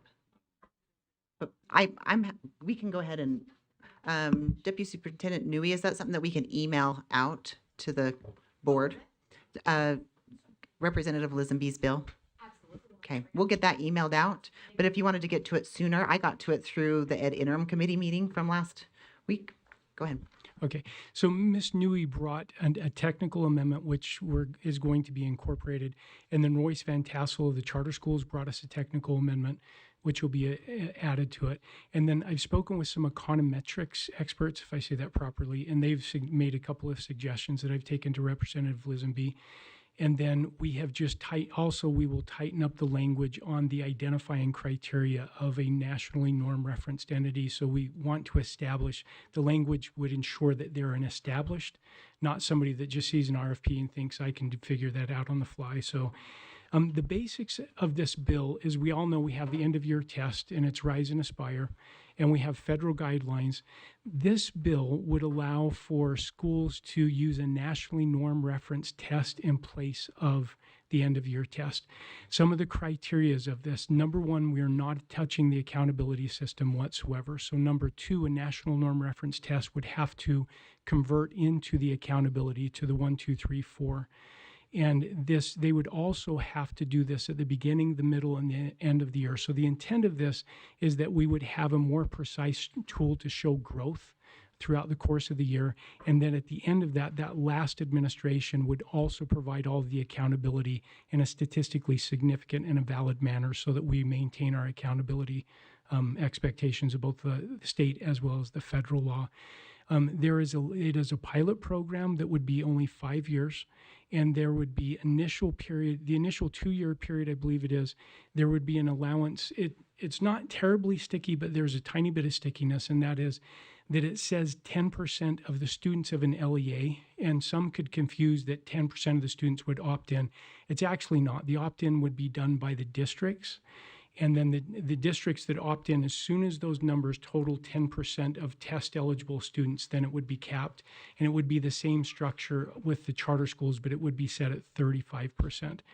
And so the process would be established by the State Board of Education, both in an RFP to determine the national norm reference test. And it would be, the language says one or more, but if you were to decide just one, you would control that process, and you would ensure the validity of the conversion. And that's the big conversation: the validity of the conversion from a RIT score and a growth metric and norm reference, right, to a criterion reference.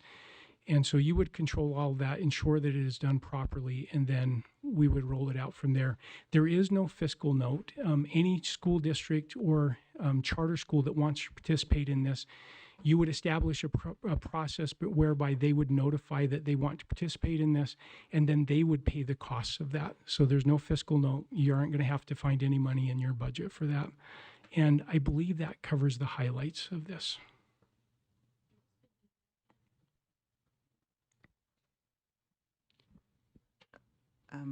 Member Carey. Looks like it's on its way. Vice Chair, I had the benefit of having a discussion with you because we did have some downtime this morning. And I appreciate the update on this proposal, but looking around, it looks like that not everyone has had that benefit. I was wondering perhaps if Deputy Newey or someone else is in a position to just give the board a 2-3 minute overview so they have a better understanding of exactly what's being proposed here. Deputy Superintendent Newey. I absolutely can. Sorry, pulling it up for myself. I sent it to you all, but forgot to pull it up for myself. So this would create a pilot program in which schools across the state of Utah could opt in to choose an alternative assessment to the state end of year assessment. So rather than doing RISE, as I understand it, they could choose an alternative assessment. Now, the assessments would be chosen by this board through an RFP process. So that would be up to this board to decide what those expectations would look like. And there are some requirements within the bill, but then the RFP process would go out. And then those that qualify would be on a list, I'm assuming, of available tests that LEAs could opt into. The expectation is the way that the bill is currently written that the LEAs would then report back to USBE on how they are doing on the scores of those assessments. An aggregated score would also go online. And then we would submit the reporting information back up to the Education Interim Committee on an annual basis. Another important thing to note is that USB is also required to find a way to, it's kind of hard to explain, but take the scores so that they can be looked at equivalently. So that if you have a RISE score from one LEA and you have this end of year assessment from another LEA, that's a different assessment, can we compare apples to apples, essentially, even though they're two different assessments? So that's another requirement within the bill. And then there is a sunset, I believe, in 2031. So at that time, the pilot program would be scheduled to end, and the Education Interim Committee could look at the program and its results and decide if they wanted to continue or expand or do away with. Is that all accurate too? Member Carey, did you have a follow-up? Vice Chair, and thank you, Deputy. Okay, Matt, did you want to add to that? So her point correctly about the two different assessments, that's what I reference as a conversion. In the early years since No Child Left Behind in 2002, about 10, 12 years ago, this was actually done. And there was an outside third party, maybe that's not the best way to phrase it, but it was a nationally norm reference test. And what they did is it was the UPass test then, back if you're familiar with that. And they did a statistically significant sample, the whole process of conversion. And it worked out just great. And we could revisit that and provide data on that. That was terminated by the state legislature. And ironically, it's now the state legislature that's very excited about this conversation. Thank you, Member Bogus. Nielsen's still around? He is not. Oh, okay, I don't know if anybody else can answer this question. I'm wondering what the tool is we would use to convert this to our state proficiency levels.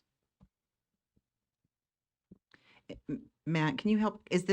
My understanding is it would be USBE's responsibility for creating the conversion? Are we understanding that correctly? It would be a process of working with the vendor that you selected to establish, it's a statistical thing, right? So you're not creating a brand new thing, you're just converting data. And so there's a statistical process of doing those conversions. I'm not the best at statistics. I got a C+ in college. So, but it's called a concordance table, and it's basically you can take the SAT, the ACT, the ASVAB, all kinds of different tests, and through a statistical process, you can say the results here would predict the results here, and go right across one direction and come right across back the other direction. And so it's the exact same process. And what I'm happy to share with the board is the prior work that was done with UPass, and which that was done successfully. Member Bogus, did you have a follow-up?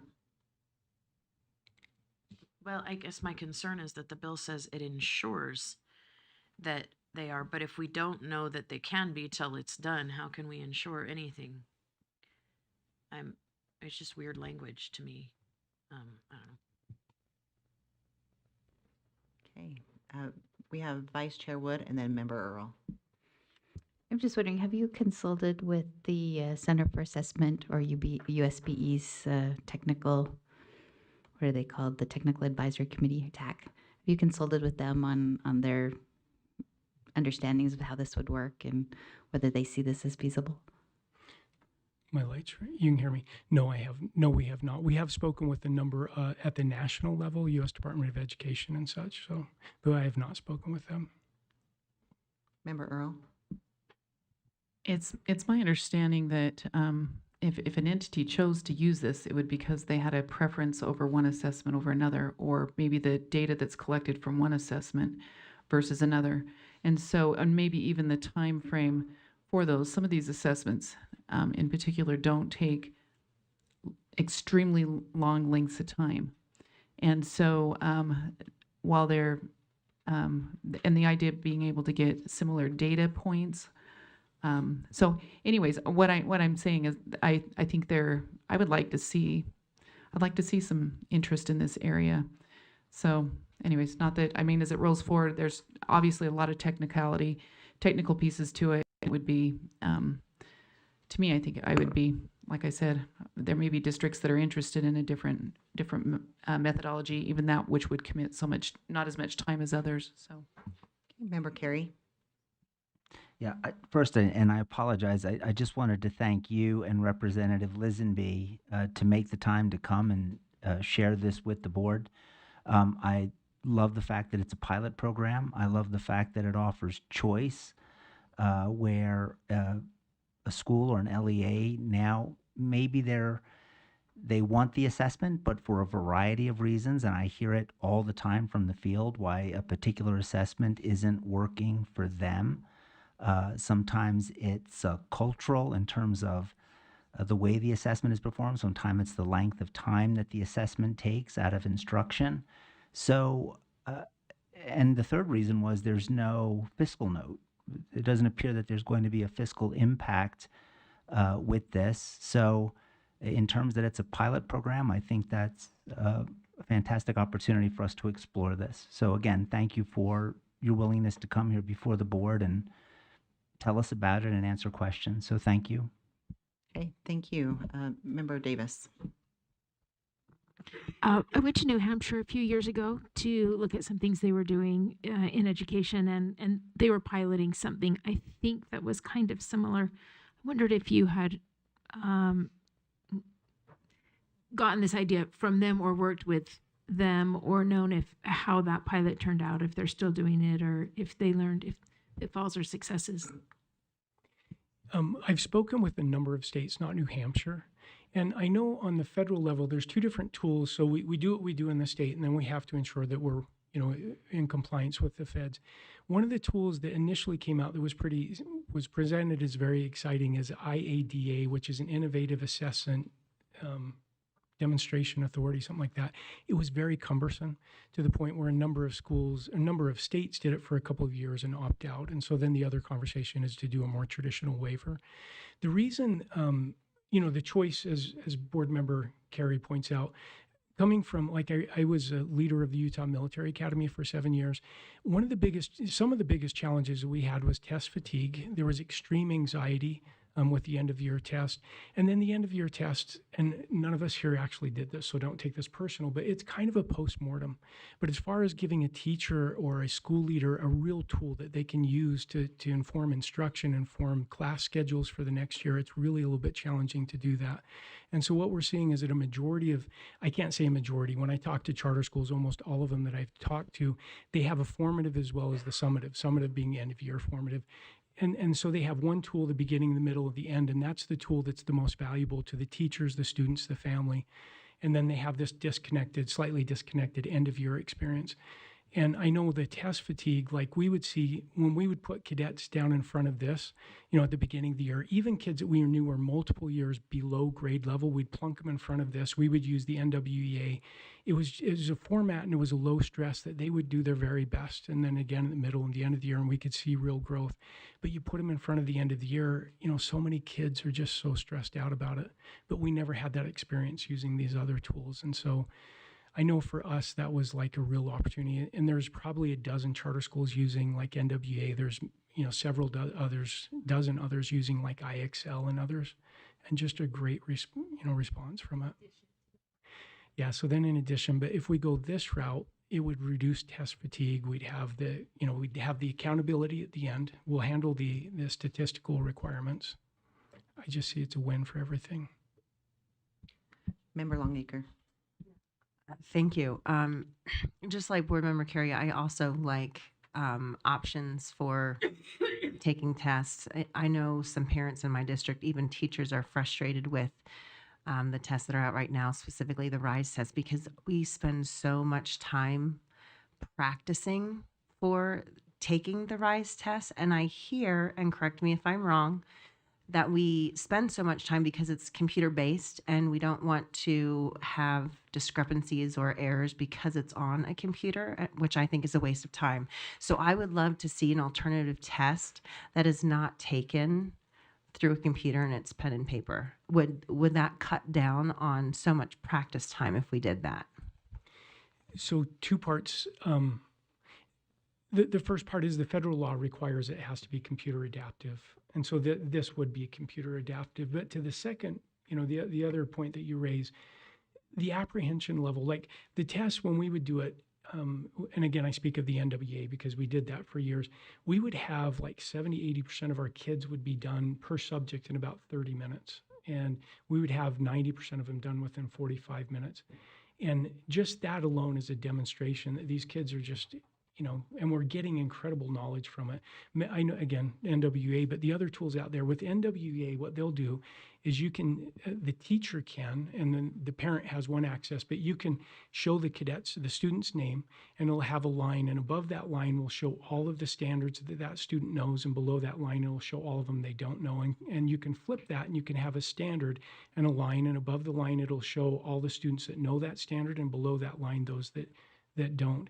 And so then a teacher has a tool that they can use beginning, middle, the end of the year. They can use it for next year's scheduling, where they're just incredibly precise with the information that they use to inform instruction with their students. Okay, Chair Hymas, looks like you have your hand raised. Yes, thank you. I guess I'm just led to ask the question, what does the USBE gather data for, right? Why do we take these tests? Because as Mr. Throckmorton mentioned, the charter school and the district school, any school, doesn't necessarily use the RISE scores to make decisions on where to put kids in the next year. So LEAs already have the information that they need. So to say, hey, you can take a different end of year assessment, what's the point, right? We talk about parents opting out. I would dare say, in my experience, parents are opting out of testing because they want to opt out of testing. I would say that the percentages are small that they are opting out because it's RISE testing. We saw the same or similar numbers with CRT back in the day, and even SAGE. It's probably gotten worse, admittedly, right? But that's because more parents are saying, no, I don't want to go through this, whether it's testing fatigue or they don't believe in the test or whatever. And so I again go back to, well, why do we have this test? And I asked the question about accountability and academic accountability that this board looks at. And when I say this board, I mean the staff as well, and goes to schools and says, look, you're not cutting it. You need help. And how are we supposed to do that when I get that we're talking about a conversion tool, but I'm not convinced yet.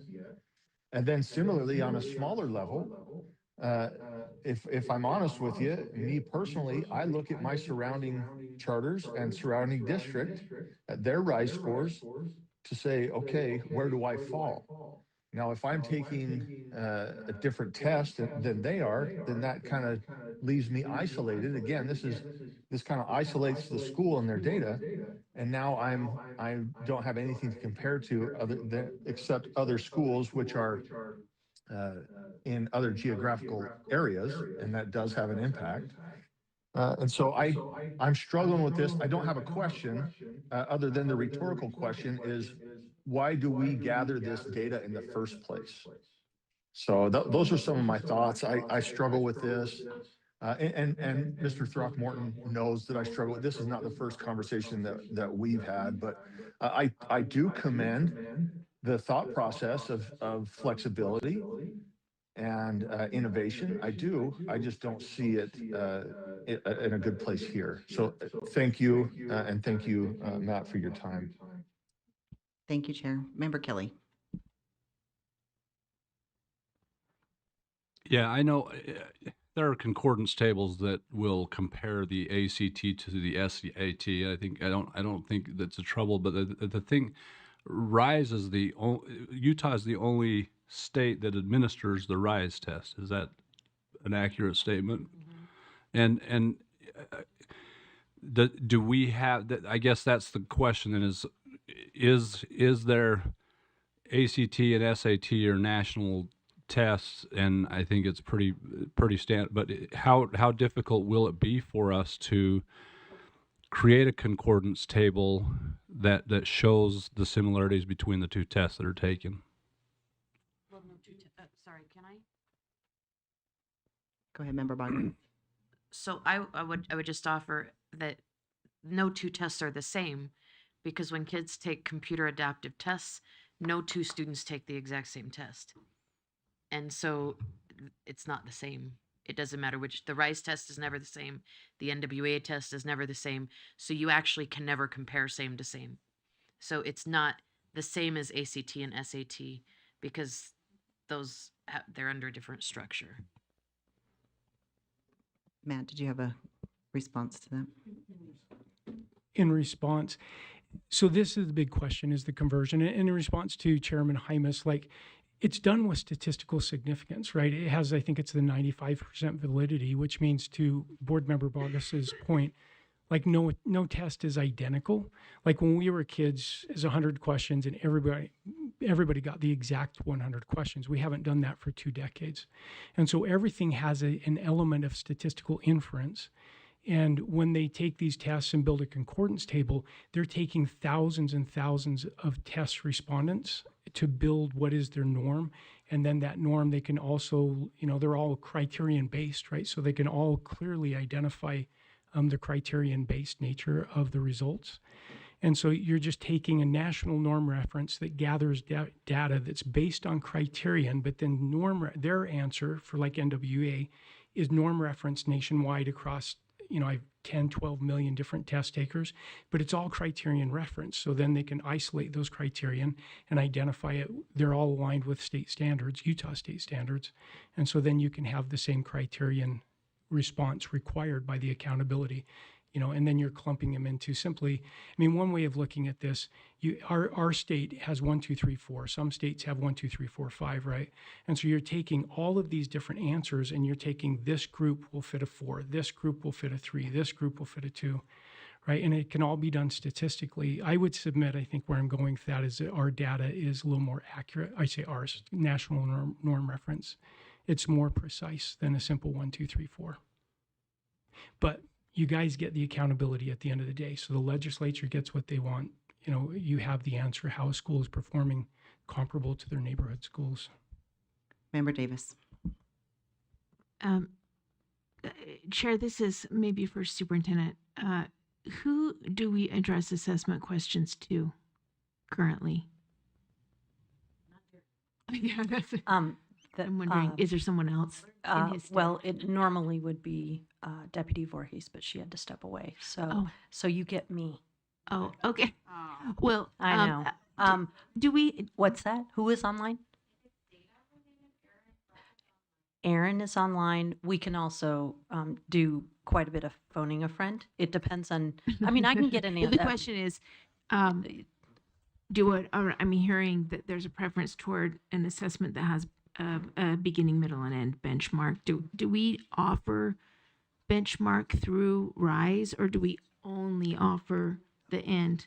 No, there are other tools through the RISE platform that, and actually, I believe Assistant Superintendent Hunt probably has this expertise. Do you want to take a shot at this one? Welcome to the table. First time. Yes, there are some opportunities for schools to utilize that technology to be able to do some pre, mid, and post exams with sample questions utilizing the RISE software. Thank you. I wasn't sure. Thank you. I would like to make several comments and have several questions. I also, along with Chair Hymas, struggle with the current reality. I will say, I agree that there are other options for assessment in a statewide and for accountability. I believe that if we're going to use assessment, it should help drive instruction. And that's one thing where I think that with this idea of the middle, beginning, or the beginning, middle, and end, that it's more applicable in the moment. Sometimes it's hard when you don't get RISE scores until later. But to Chair Hymas's point of what is the purpose of assessment in our state, and a lot of times we're using it for our accountability, where we're identifying TSI and CSI schools based off of this data. And so if it's not apples to apples and it's apples to oranges, that's really sticky. I do have a question about in the bill. It talks about reading and math. It doesn't talk about writing. Writing is a requirement for our state. So is this would this exempt those schools that sign up for this to not take writing, or would writing be the RISE, or would the writing piece have to be taken in addition to this? Sorry, great question. I don't know the answer to that, so I'll get you an answer. Okay, thank you. And then, and maybe Director Bruff could help us understand this if he's our data guy. So my understanding is some of the assessments that you're talking about that maybe some of the charter schools have been using or schools have been using are norm referenced, which means that they're ranking them according to other students' percentile ranks. And yes, we can turn that into a 1, 2, 3, 4 score. I can see how that works. But our RISE assessment is criterion reference, which means we're testing them on meeting a specific criteria. And a 30-minute assessment, yes, it's nice to not be spending as much time, but I don't see that a 30-minute assessment is testing on all of the standards, where the RISE assessment is testing on all of our standards, and that is the requirement.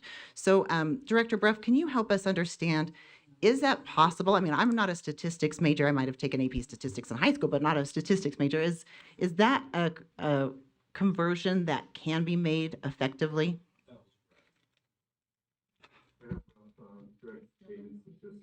Thank you for asking me really hard questions. When I say hard questions, these are complicated questions. The answer is, it's complicated. Just sharing with you is there are methodologies in which you can equate. When I say equate, when you say we are going to embed test items in FA, and then we're also utilize the inside of our RISE assessment. That is the process. That's the only process that I'm aware of where you can actually say test A equals test B. In difficulty, in the criterion, they're testing the same thing. Again, I'm not the TAC person. The technical committee goes through this. I've just been working with them for a long time. So just sharing this, that's the process. And really, when you want to say, hey, I need to make sure that there's a true equating between the two of the same thing. They're measuring the same thing because you have anchor items in both tests. That's the process to do it. You can go through and you can equate, which is basically, when I say equate, that linkage, you're drawing lines between the two. Very much so, but what you're doing is you're making assumptions. that the measurement tool that you're using this test have the exact same constructs, meaning it's the same content, it's the same difficulty, it's asking for the same basically standard, and you're trying to answer it. There are similarities between the two, and there's definitely assumptions that can be utilized when you look at and compare the differences between the two. And sharing with the committee, the SGPs that we do actually do a very good job at helping to understand from one test to another test how similar is the growth or the change that we're seeing inside the students. So there are definitely ways to do this. With that said, it's not, unless you have those anchor items and that study put in both tests, I am not aware of a way to make sure that it is equal, if you will, assessment where we're actually getting the exact same results. Again, not trying to say it's not doable, just saying it's hard. Follow-up question to that, Director Bruff. So my understanding is an assessment such as like the MAP growth assessment where we're doing beginning of the year to the end of the year, because growth is one of our requirements for our school report cards. If we're comparing growth from beginning of the year to the end of the year for some students, but then year over year for other students, how would that work? It's a different measurement.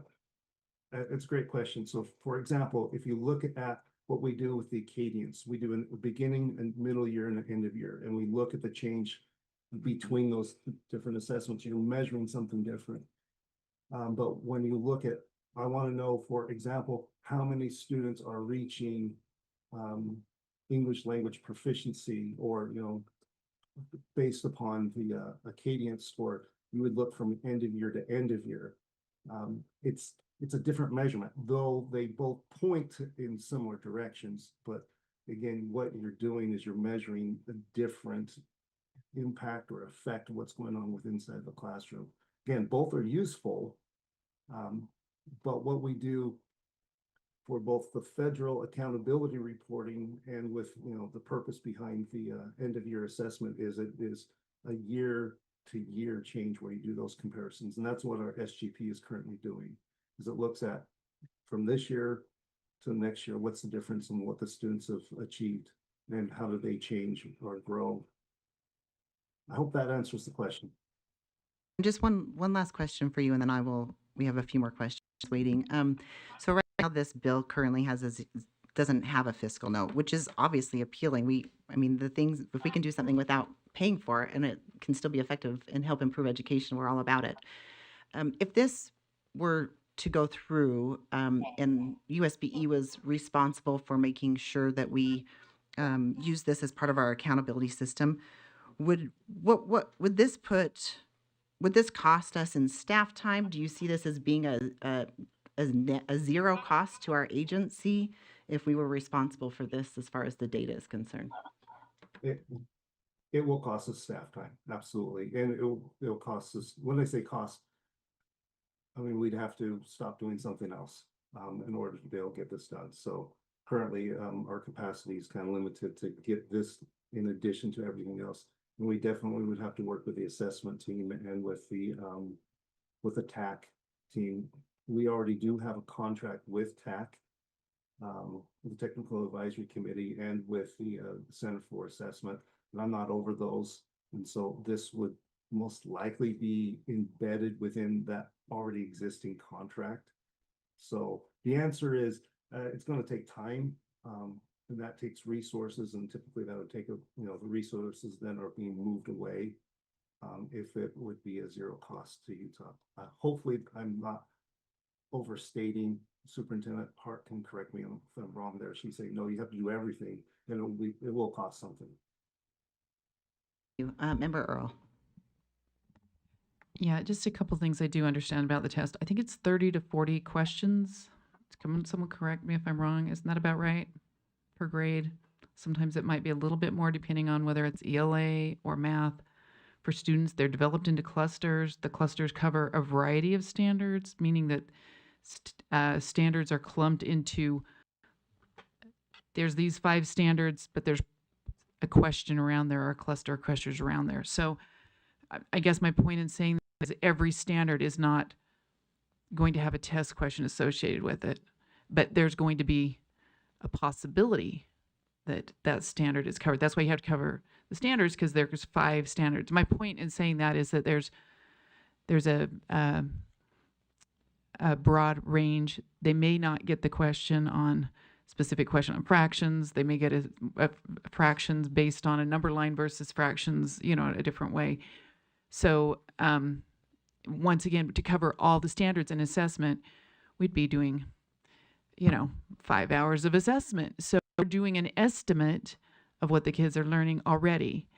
And I thank you for coming. I'm just saying, I just think, consider it. I'm grateful that a legislator is actually coming here and providing us where they're moving, so we can ask the questions. We can say, well, this is going to cost us another $250,000. I don't think we're going to be able to cut it this year. Or what is it? You know what I mean? What needs to happen in order for this to take place if someone chooses to do it? And they would have to fund the assessment themselves according to the way it's written right now. If it has hiccups for us, then I think we need to ask those questions. So, but I like the flexibility. I like a more concise assessment, but anyways, or a possibility of it. So I'd like to see it move forward, but. Thank you, Member Carey.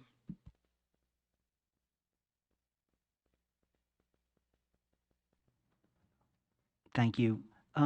Yeah, I would just also add, there's a group of board members. We meet quarterly with the Weber Morgan Health Department, and we go over the SHARP survey. And I understand we're looking at 2 different things, but there is a recognition, even by the state of Utah, who has a representative there, that they need to do a better job increasing participation with that survey.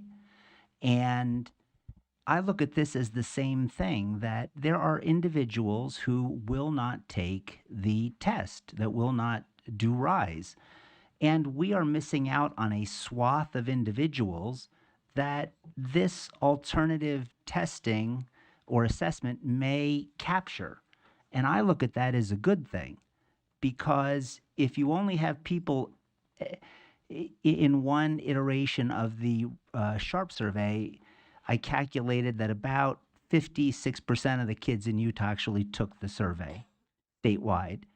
And I'm thinking, well, that is not representative of the entire state, because I'm sure if we broke it down, those students would fall in certain geographic areas, maybe certain types of schools, meaning large or small, rural or urban. And again, so I look at this as a way to, let's see what we can do to capture more students and get that feedback to improve education in the state. Just one question. When we say pilot, and I'm sure it's in the rule, are we looking at, and Mr. Throckmorton, if you could answer this, is the pilot, I'm sure it's an opt-in type of pilot, but are we capping it at so many schools? Are we looking at some big schools, some small schools? What does that pilot look like in the proposed bill? Through the chair, if I may. Yeah, please, ma'am.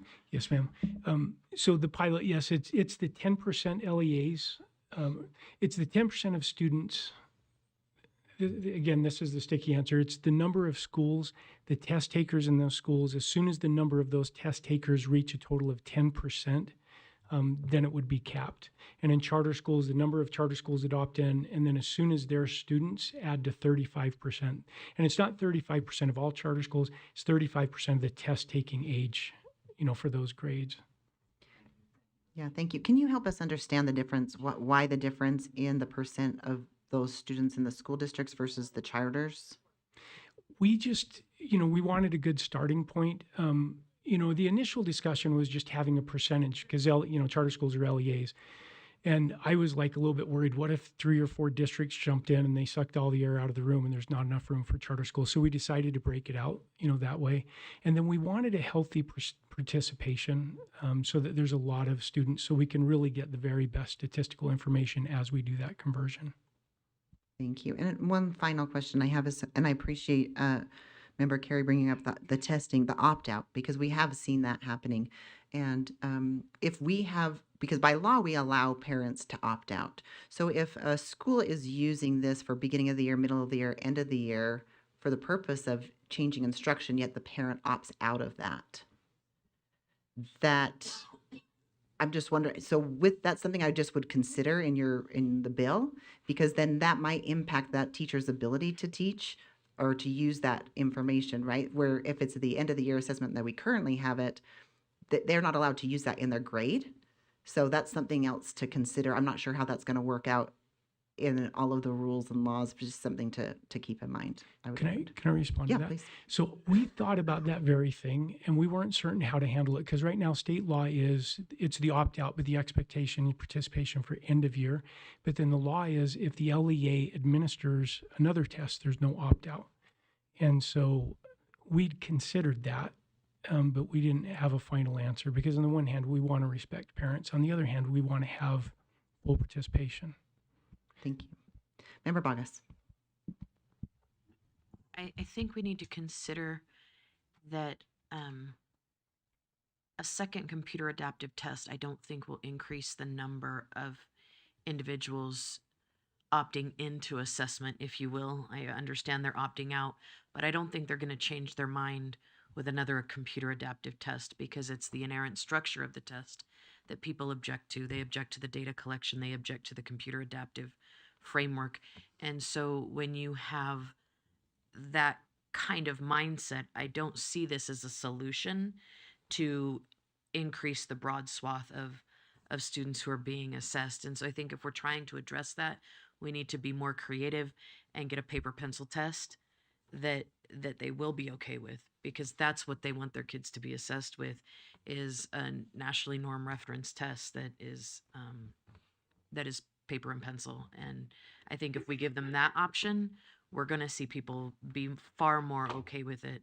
I'm not going to pretend like I know like any percentage will say, ooh, baby, baby, but there's going to be a lot more that will at least acquiesce to trying it than an alternative computer adaptive assessment. In fact, that's one of the greatest, we've talked about this many times in this room, the number one complaint I receive in certain times a year is that they opt out of RISE and they're forced to take another computer adaptive assessment.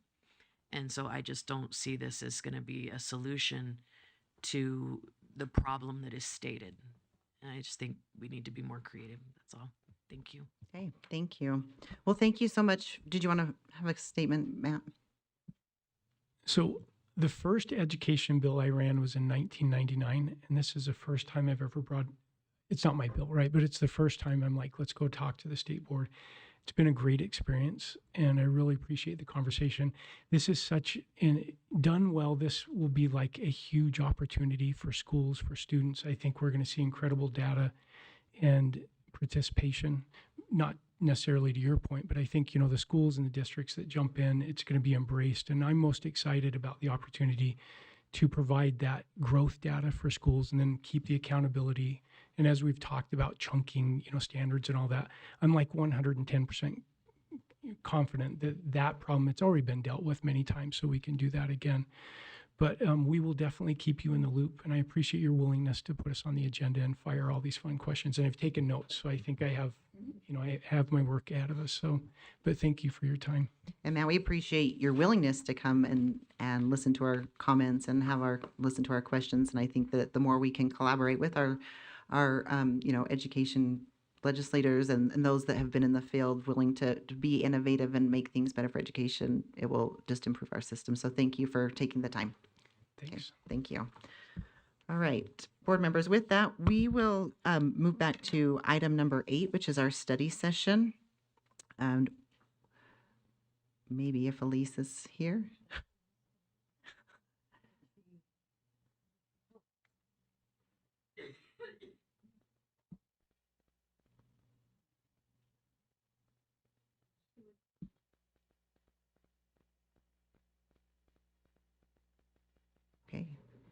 Okay, as soon as she comes back from the printer, we will move to her item.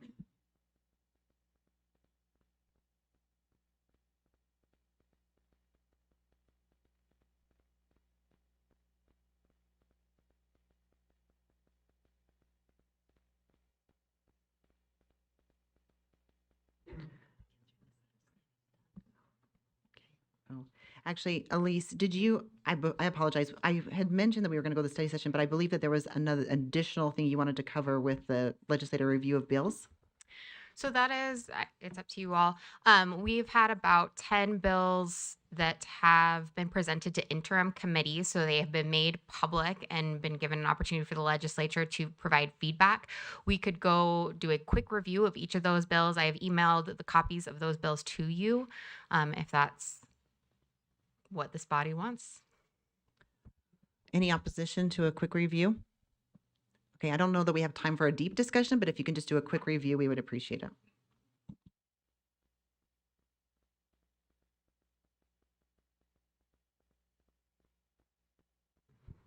Okay, we will be so fast, but please know that we are here for you.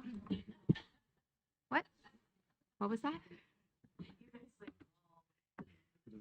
We are Welcome here. the policy team. She brought backup. Don't do any of this alone.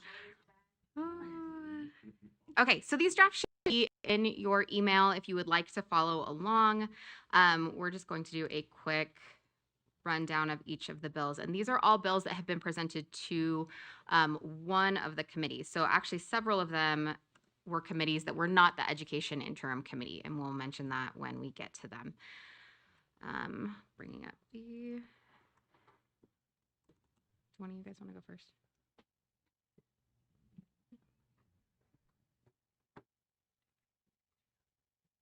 Thank you, Greg Cannell, Policy Analyst. I'll run you through a few of these bills that have been presented. The first one is the Public Education Revisions by Senator John Johnson.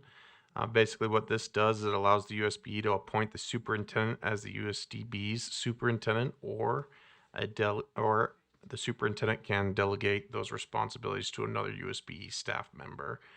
It makes it clear that the state security chief conducts the school safety needs assessment for USDB, and it provides options for the state to appropriate an amount of money for the schools for suicide prevention that's less than $1,000 should that need arise. Usually it's supposed to be $1,000 or $1,000, but if there's a shortfall in the funds, then there would be an appropriate amount given to each school. The last thing it does is it makes sure that all LEAs are required to comply with the juvenile justice reintegration items by changing it from schools to LEAs. The next bill is the School Security Personnel Standards by Representative Wilcox. This bill makes it clear that school guardians are supposed to carry their firearms at all times on them. It allows county security chiefs to approve private security companies to administer school safety trainings. And it also adds in a few other school representatives that are supposed to be given and are supposed to wear the school safety panic devices as well, to include school security specialists, SROs, school guardians, a guard, school safety, and security director. And then it also establishes and requires visitor management protocols. This would be like single point entries, check-in requirements, and establishes also requirements if the school is going to use cameras that have facial recognition, that they keep data safe and protected. Okay, Greg, I'm going to stop you for just a minute. Looks like Member Carey has a question. Yeah, Greg, thank you, Vice Chair. Just a quick question. You said that security personnel would be required to carry their firearm at all times, but here it says school guardian concealed carry firearm while on duty. Is it while they're on duty they have to carry it, or? Yes, let me clarify that. So while they're on duty, they're supposed to carry it on their person. This is a bit of a change because the original language seemed like a school guardian could stow their firearm in a storage that was locked. But this new language makes it clear that if they are on duty as the guardian, they should be carrying it on them. There are a few exceptions, like going to the bathroom. They can store it in a biometric safe, but they're no longer than 15 minutes, and they're supposed to put it right back on them and keep it concealed. So it just makes it more clear. Okay, thank you. Thank you, Vice Chair. The next one is another one by Representative Wilcox, School Security Amendments. What this bill does, it creates a school safety program, and it creates a funding distribution formula. Basically has two parts. One's based on school size and school type, whether it's public or district or charter, and the other is based on the number of students. And there's a funding formula written out in this bill for that. It requires LEAs to submit plans for their funding and to annually report on the progress of their goals. And another thing that's interesting about this one is it allows RESAs also to be part of that system. The school cybersecurity amendments. This is another one by Representative Wilcox. This one establishes cybersecurity standards for schools and requires implementation by LEAs.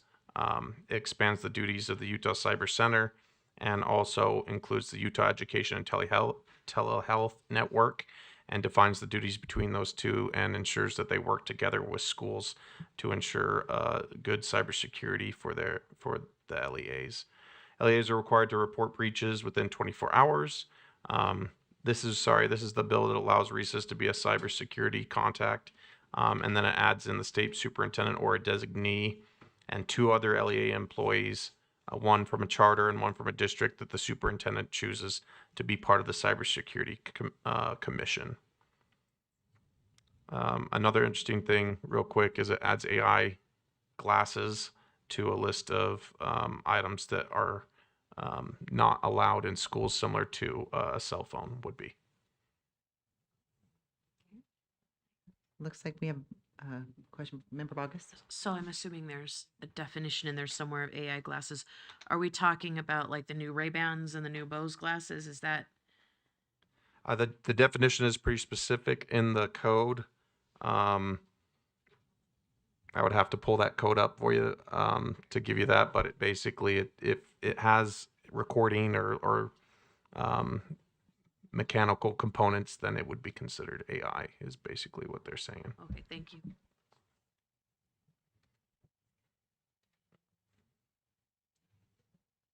And it's up on your screen. Oh, it was. Never mind.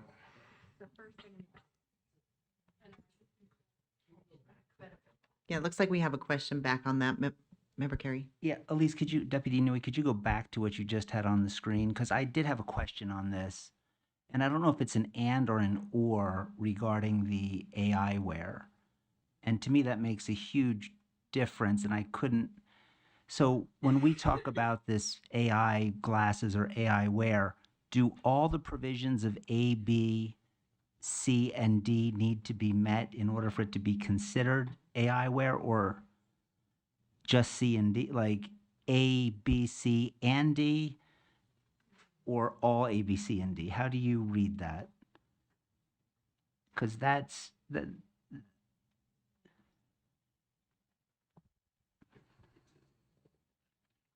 Yeah, all of them have to be included. That's how we're reading it with the and that there's no or any exclusive language in there, that it would have to meet all 4 of those. Okay, thank you. Thank you, Vice Chair. Vice Chair, can I interrupt? Yeah, go ahead, Chair Hymas. Yeah, I appreciate what Member Carey has brought up here, and here's just a real concern that I have. If you allow, because a device doesn't meet A, B, C, and D, A alone is problematic. When we talk about Representative Wilcox and his school safety bills, right? If they were to be able to wear something with cameras and microphones, I could map out a school, do a quick tour with everything recorded, and because it doesn't use artificial intelligence, I still have a camera. Do you know what I mean? So I wonder if it would be worth, and this isn't the time I get to do legislative requests, I wonder if it would be worth a conversation of having replacing and. But that's just my thoughts, and we can wait for an appropriate time. But that's something that comes to my mind immediately when I see this. Thank you. Thank you, Chair. Go ahead, Member Carey. Again, it just, and I can, well, let me just share my concern, which is this limits it to wearable eyewear. And there's a lot of devices you can do without necessarily it being eyewear. So I'm just not sure if the language really is going to accomplish what Representative Wilcox I believe rightfully wants to prevent from happening. But I would just put that in what Chair Hymas said, that maybe that's something that can be taken back perhaps informally, but it was just a concern that's been raised. We are actively providing feedback to sponsors of all of these bills. So anything that you bring up, or if you think of something, please let us know and we can communicate that with the sponsor. Or if you would like to have a meeting, we can also accommodate that and set that up. So that's all great feedback. Thank you.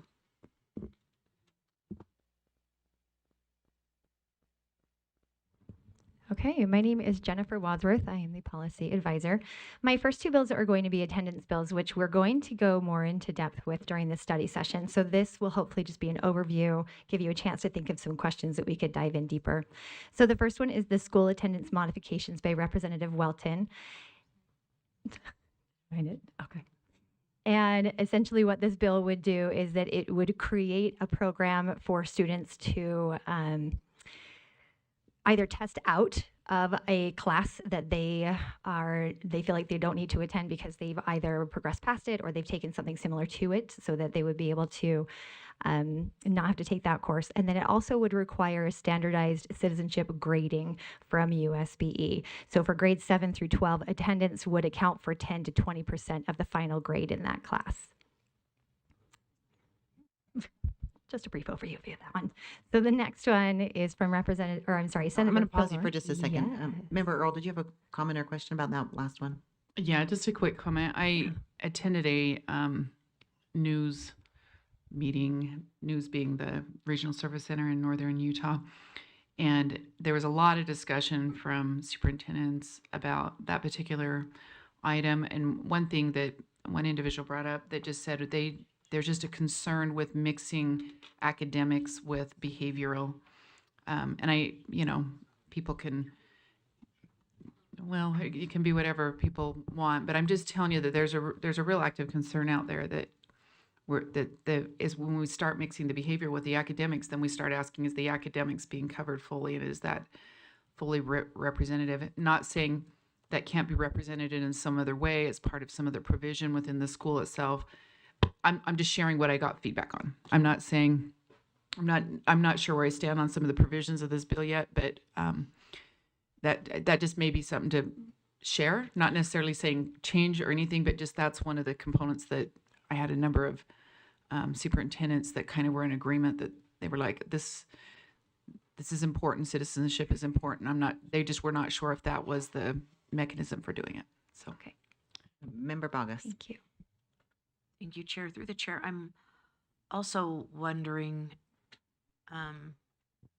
how exactly one can require attendance-based grading in school districts that have fully adopted standards-based grading. I don't know, it's something that the representative should consider, because you could develop a corporate standard but then teachers would be grading literally corporate skills as opposed to academic skills. And I'm not certain that's really what we want our teachers to be doing. So it's just something to think about as you communicate with Representative Welton. Thank you. Member Lear. A long time ago, and it's interesting that Jenny raises the news issues of meeting with news people of all superintendents. Some of the longest lived superintendents are up in that area. And there was a attorney general opinion back in the day when they did official attorney general opinions. And it researched the case law that existed then. And that case law said that there, and I can't quote it, believe it or not, I can't quote it from memory, but the primary principle and issue was that actually a student earning a grade is something of a property interest. And so to take that away from the student for something that is not expressly academic is not legal. That was the decision, and I know many decades ago. But I think that should Representative Welton pursue this, I think that there's some truth still to that legal principle. And it would be interesting to see, and I think important, not just interesting, you know, in a very esoteric way, but it'd be important to see if there's any case law that still speaks to that issue. And I think it goes somewhat to Christina's point about competency-based education. And kind of they seem to run at cross purposes. But I really think there ought to be some analysis of the legal complication of, and I say this kind of against my best interest because I totally believe in attendance. I think students should be in their seats where they're supposed to be, and they learn lots of skills in addition to the academic ones from just doing that. But I just know at the time there was a grave concern that was officially expressed that conflating citizenship grades and academic grades was not was not, and I hate to say not legal, but it had some legal complications. So I think that maybe is something that we should be aware of and observant of, and somebody should research and see if there's new case law. Thank you very much. Okay, the next bill is from Senator Fillmore. This is the Public School Attendance Amendments. And this bill is different in that it would separate programs into attendance validated, more traditional, and learner validated, so online competency. It would require USBE to conduct periodic audits of the LEA attendance data and implement corrective action procedures. So it would create greater reporting and regulatory burden on USBE. It would also allow LEAs to establish their own written policy for continuing enrollment measure requirements without state level minimum standards. And again, we'll get more into depth as we go along.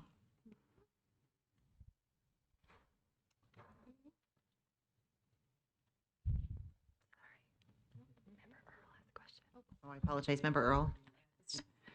When I read through this, I mean, other than cleaning up definitions, it seemed to be what people were already doing. They already had policies. They already had, right? It's just verifying that those policies are accurate. Is that kind of what I'm understanding? There's more to it than that. It just seemed to be what people were already doing. I didn't really see a big shift other than now we're putting it in code. You have to have an attendance policy and provisions. Correct me if I'm wrong. Other than I believe it does add the oversight of the USBE being able to go, well, not being able to. Oh, be the auditing inspected. component. Yes. Yeah. Gotcha. Yeah. Okay. And the definition. And is there a financial, I mean, did they add money to that? I don't believe they did. Is there a fiscal note on that? No. Oh, okay. Yeah. Okay. Yeah. Okay. So that would be the maker or breaker on that one, is whether or not they fund Yep. what needs to be funded. Yep. Okay.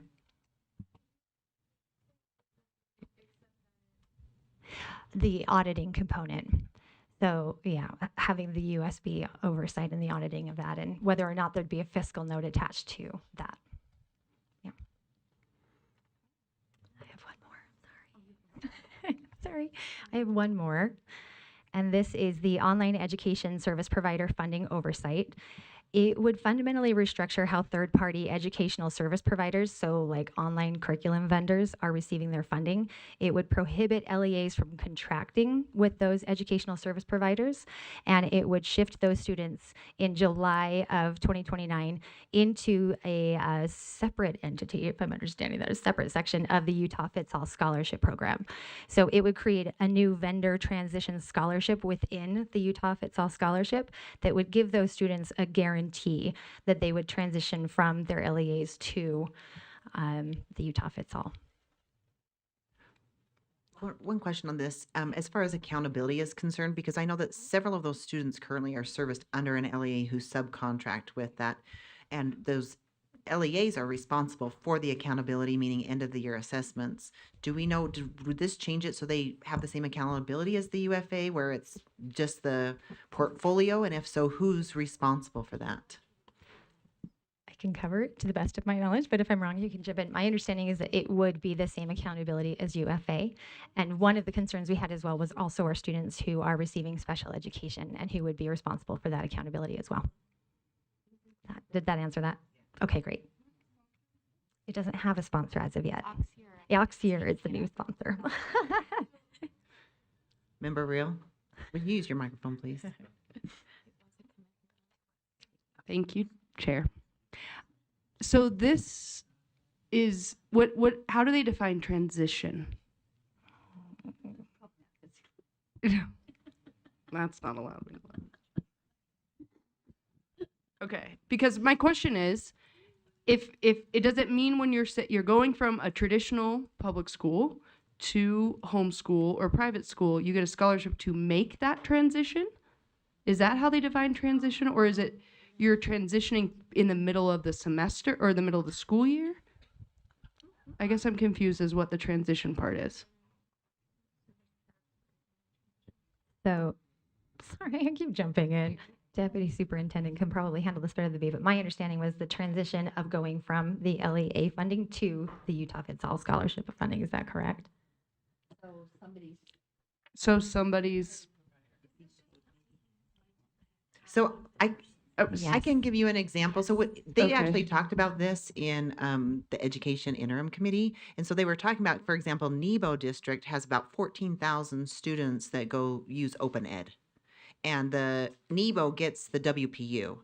And they subcontract with Open Ed, which only costs a smaller fraction. And so they're concerned that LEAs are making money off of these students that they're not providing services for. Okay.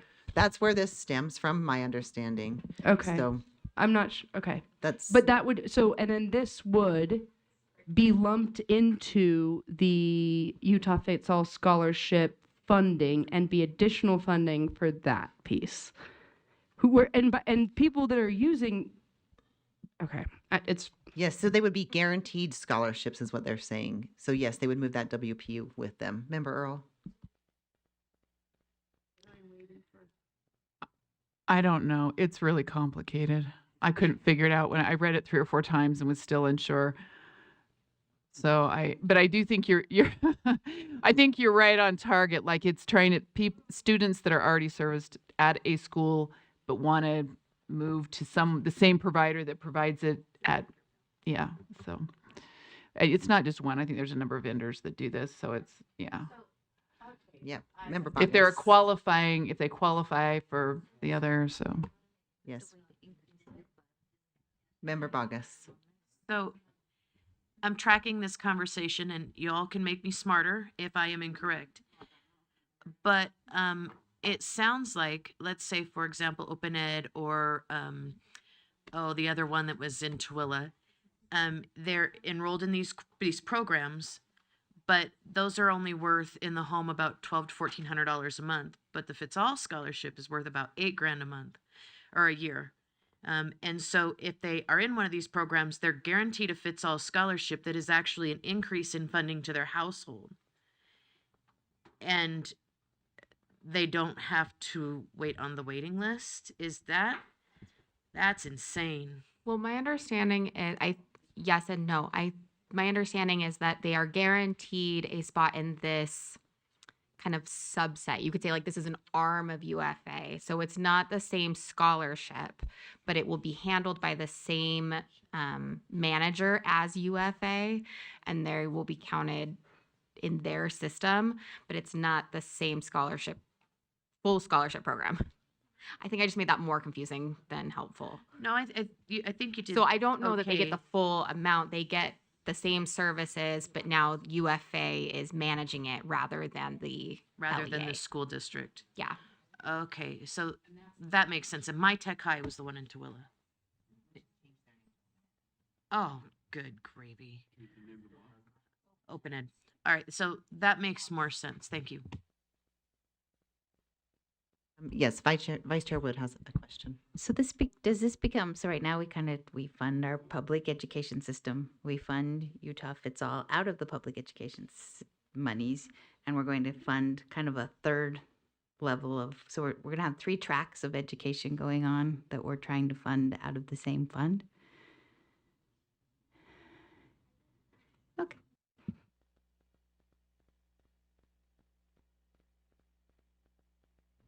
I think just for a little bit of clarity, it is still housed under the Utah Fits All. So technically it is still the 2 tracks of, so it is a sub third, but not its own third. So it's an addendum to Utah Fits All.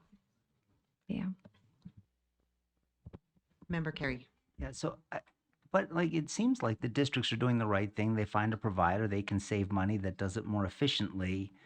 Doesn't this just incentivize the provider to do something that others are doing better to keep that money with the district? Am I looking at this correctly? Because if they farm out the work, then it transitions to UFA. But if they just did the work, the money would stay with the district, correct?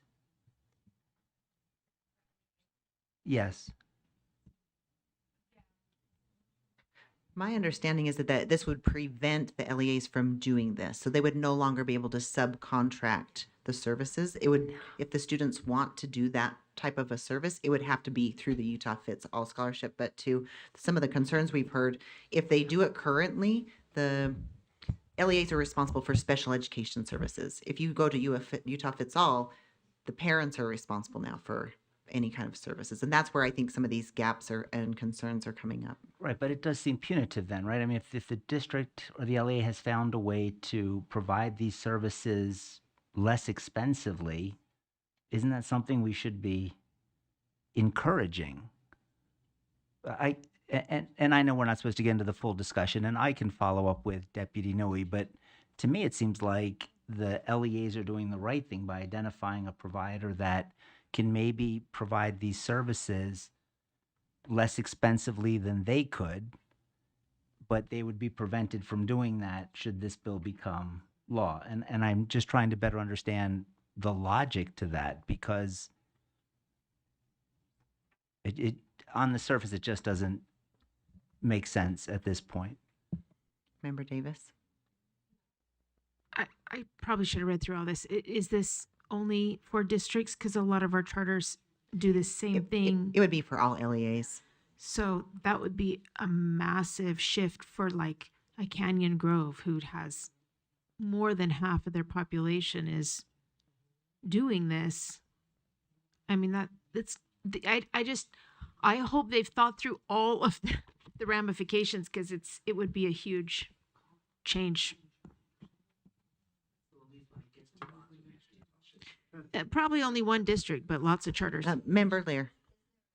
Is there any kind of a suggested fiscal note or cost, or I can't see how it could be free. I mean, it either feels like the LEAs are going to be expected to do more or pay for something.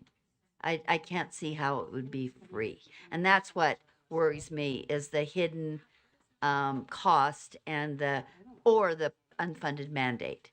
And I would want to be I would want to be, I'm never going to vote for it, but I would like to be clear about what the cost is to public education. Member Bogus. Thank you. If you're writing things down, I think, have we considered, I mean, my tech high left Tooele and they had a $50 million budget shortfall. And it was determined that the hold harmless codes didn't apply. How much money in hold harmless are we going to send to these school districts for the next 3 fiscal years? Because like Canyon Grove's going to lose a lot of students. We've got Nebo that's going to lose a lot of students. We've got Iron County that's going to lose a lot of students. We've got all these LEAs, and we've got hold harmless codes where we continue to fund for a certain number of years. Are they going to not do that? Schools budget for this. And the legislature just hauled Tooele School District out of a mess that was all their fault. Maybe not. I don't know. They debated that at the legislature, but this could produce ramifications that are in the hundreds of millions of dollars. And then our hold harmless codes means we're paying these districts for students that were never really theirs to begin with. It's all kind of convoluted in my brain, but I'm seeing rapidly advancing figures where the taxpayer dollars should not be spent that way. And when it's in the hundreds of millions, that's deeply concerning. So just some thoughts.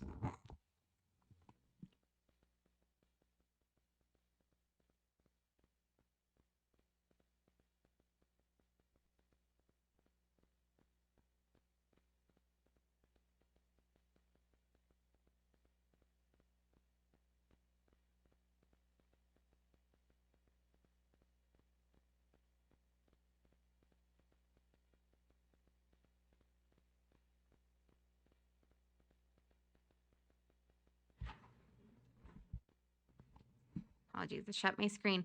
The next one is one that was shared at the sorry, I am not good at doing two things at once at the moment. Oh, that might be helpful. Okay, I got it. Now I've got it. Okay, this was shared with the American Indian and Alaska Native Liaison Committee. This was a committee bill. It is being sponsored by Christine Watkins, and the committee voted to support it. So it will come to the session. As a little bit of background, we've been required, this started with No Child Left Behind and ESSA, to have a plan to support students who are American Indian or Alaska Native.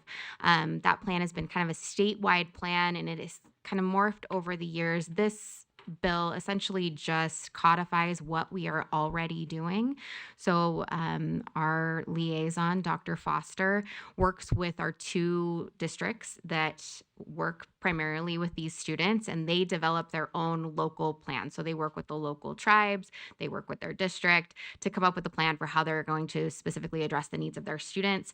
Now that those two plans will come to this body so that you'll be able to see them on an annual basis. It will also go to this liaison committee so that they can review it. And then we will also do more reporting on how well it's going. So it doesn't really change much and doesn't affect much of what's already happening, but it will be important for you to know. Okay, Member Bogus. Thank you, Chair. I am wondering, Deputy Superintendent Nui, if we're codifying part of the ESSA code into our state code. No. It's now it will be specific to our state. So the ESSA no longer has such strict code around this area, but this committee has decided they want to keep going because it has actually, most of what it does actually is increase teacher retention. So there's a little bit of money attached to it. And so then these districts can use that to support their teachers in various ways, and that's in the code what they can use it for. And for a lot of these districts, that's their biggest concern, is that they don't have anyone that will come out and teach and stay at the school. And so this plan so far in the last, I want to say 10 years, has increased teacher retention from around, like, I need to ask Dr. Foster, but it was somewhere around like the 40%, and it is now up in the 90%. And so that's what the committee really wants to hold on to, is that teacher retention portion. And so it's not ESSA is what I'm saying. Okay. Sorry, that was a long answer. We're not taking federal code that No. and putting it into our state code. No. Okay, thank you.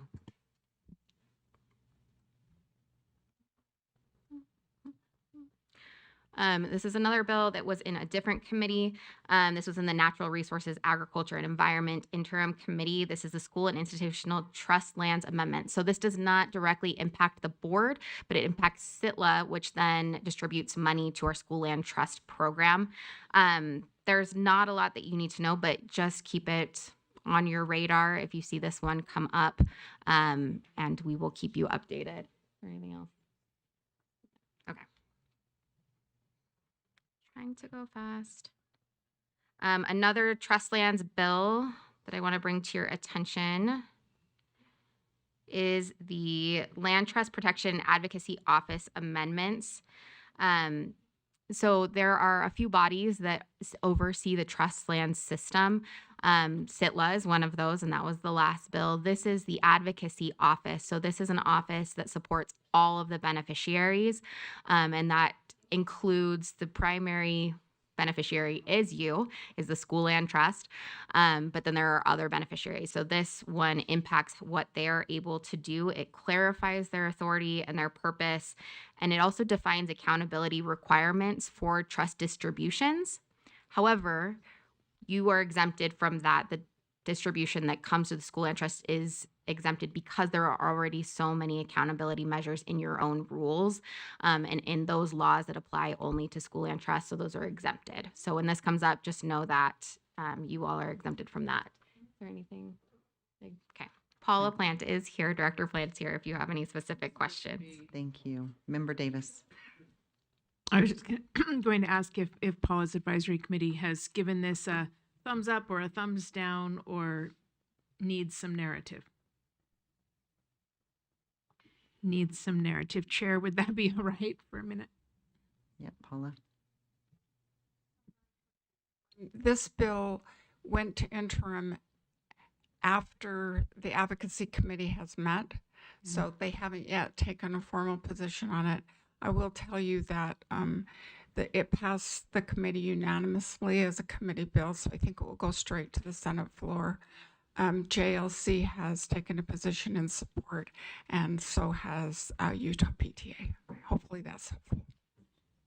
Are you supportive personally? Absolutely. I sat through millions of meetings to try and get this right. And so, yes, I think this is where absolutely the direction we need to go. This will provide protection for the trust that you have responsibility for without you having to be intricately engaged in the activities.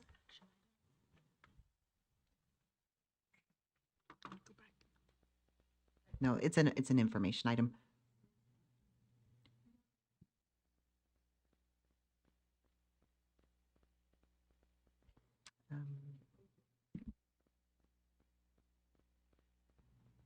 And that is it. Okay. Sorry, that was quick, but if you have any So questions, it looks let like us we know. have Vice Chair Wood has a question. Okay, sorry, this is for one of your first bills. It's the Johnson bill. If you'll notice in the letter that we have to EAC, we recommended some different language on how to move forward on the superintendent. So if you're working with him, might you just acknowledge that there's some different language there? The concern I have with the language that's in that bill currently is that it says that the superintendent could delegate the work to another state board employee. So I'm not sure that you would like to be USDB superintendent or Scott would like to be superintendent. We only have 5 US state board employees, so just some That's a good point. concerning language there. Good point. Okay, thanks. Thank you. Okay, Member Earl. We have what are we doing with the audit? The purpose, we're just looking at it again, the attendance audit. I'm just trying to get a feel. I'm looking at the time. Elise has prepared an interactive presentation. Like a quiz? Not a quiz, but it got pushed. It got pushed back. I think it's to help us have to have a deeper understanding of it. But yeah, we can push it again if we need to. But we've pushed it already. Would you be heartbreak? Okay, with that in mind, I would make a motion to adjourn. Okay. Isn't that the last we have on the agenda? We also have a request. We still have one more request for statutory request. Okay, that I will take that back. Sorry. I thought I was looking at there going, if she said we're done, and then looking at the audit, so, okay. Okay, with that concludes item 9.1. It's good. So Okay. we will go back to our study session, item 8.1. So Elise, this is our attendance audit.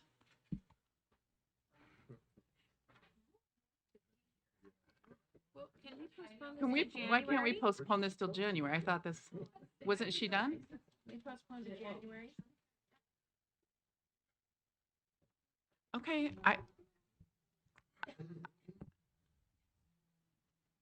Did you have a? Okay, let's go for it. Let's go for it. Let's go for it.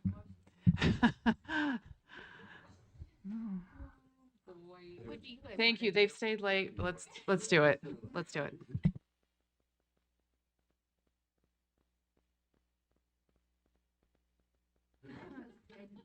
I hope so, because I feel like a loser no one wants to listen to after 5 p.m. on a Friday. Okay, I will try to be really quick. I have a handout with some questions. We're going to kind of skim over that, so take them home and think about it. How about that? So a couple things that I want to point out. This is an audit, but what I want you to be able to do with the information that we talk about today and with the audit is really dig down deep and think about how you want to approach attendance, especially going into the legislative session. As you saw, there are several bills that touch on attendance, and they really get at the heart of what attendance means and what the purpose is. And so this was to help you kind of think through that, so that you feel confident in engaging with legislators and with each other about attendance. Okay, so we're going to go through the audit findings and what we're doing as an agency to address each of them, and then some questions for you to take home and think about. Okay, so the first question was, I want you to just think for a second, what do you already know about the attendance audit? What are kind of the things that you've heard, things that are bugging you, wonderings that you have? Great. And then I just wanted to bring up something that is a big concept in policy, and that is that conditions exist that are not necessarily policy problems, right? It's only a policy problem if there is a value that is being violated by that condition. So maybe it's fine, right, that there is no ice cream at board meetings. That is a condition that we are living with. But is our value that we should have ice cream at board meetings, right? Then it would become a problem. And so attendance, I think we're really getting at the heart of this. Is it even a problem? I think board member Kelly brought this up yesterday. Why do we care? Not that we should be flippant, but why do we really care about attendance and graduation rates and things like that? What does that mean to us today in a day when we can do so much online? So conditions come to be defined as problems and have a better chance of making it through the policy process when we understand why it is we want to change those conditions, right? Okay. So really quickly, there were 3 major things in the audit that had to do with policy, that there are undefined terms, there's mixed messaging in our rules, and that there are unintended consequences that potentially don't match what we want. These are some of the rules since the audit came out that have been revised. I will send these slides out to you so you can click on them and see. The question I want you to think about is, what role do USBE administrative rules have in impacting attendance? What role should they have? The next audit finding was that USBE has great employees, I might say for myself, but we're not good at all of the things, right? So we have a lot of attendance employees who are incredible at attendance policy, but may not have a lot of capacity in the area of compliance, right? Or understand the funding model. So how can we as USBE employees better work together to make sure that we're covering the whole policy pie, you might say? So some of the things that we've been doing, now there is no more oversight framework, but we've been working a lot as leadership to do breakout sessions, to learn from each other. 114 was just passed yesterday, which is really exciting, and that will help us with compliance and working together to create frameworks and all of that. Sorry, that was not a dig. I wrote it was just an oversight that I didn't take it off.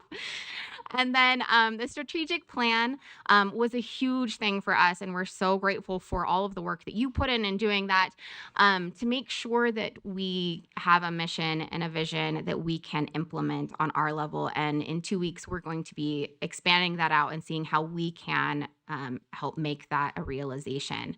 So I want you to think about, what do you see as the role of agency staff in attendance? What should be our job? Your job is to decide, is it a problem or not, right? Our job is to help you maybe communicate the current conditions about attendance. What can we do better in that area?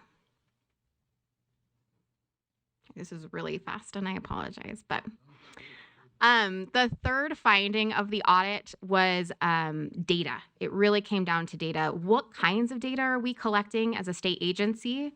How much of it? How often, and what are the definitions? So there's been a lot of work in this area. The data team has really shifted their emphasis to be a proactive partner with LEAs, so really trying to help coach them in problem solving their data collection issues, making sure that they're on a regular communication, that they're having regular meetings to help support LEAs. We have a lot more monitoring in place in our rules. You'll see that in 121, in 609, 484, 419, just as a few examples from this past year. As a body, you guys have passed and updated. I think our HB 508 study has really helped us hone in on where the problem areas are and where we can improve even without legislative changes. It has really helped us to see that. And then USIMS, as you heard earlier, I think the Finance Committee got a report this morning, is going to make incredible strides in the data collection area. And by summer 2026, a big portion of that will be rolled out and will allow us to see data updates in real time. And that will be huge in meeting a lot of these issues found in the audit. So then the question I have for you to take home and think about is, what questions do you have about attendance? So as a board member, as a policymaker, what do you want to know more about attendance? And then think about, what data would we need to collect in order to answer those questions? Because that's really what data is for, is to help us make better informed decisions. So what kinds of things would you like us to be collecting? And let's talk about how we can do that better. And then the final part of the audit was about parent and families being involved in attendance. Do they feel like, one, they're accountable to somebody? Are they sure or clear on what the law even is? And do they feel supported by local schools and by this board in bringing their students to school and participating? So this is really where our attendance team has come in very strong. Their campaign has been largely to help schools and LEAs in supporting families. So sending out a coherent message, holding events, holding nights where they can support families.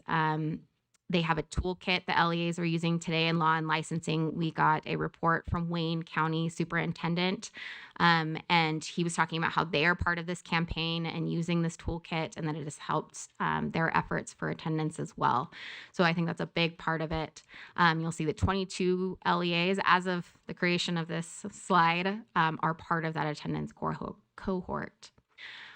We also have some studies and things that we have done as a board and as a state to look at that. So that would be my next question for you is, what do you hope that our efforts accomplish for parents and students? As we're doing these campaigns, as we're doing this work, what do you hope that that does for families, parents, and students specifically? Okay. So those are the audits. Are there any questions? I ran through that, but any questions or concerns? I'm not seeing any lights. I love sitting You next to answered You're the everybody's best. questions. Great. I'm sure that's it, and not that it's 5 o'clock, but I will take it. So here are your next things to think about.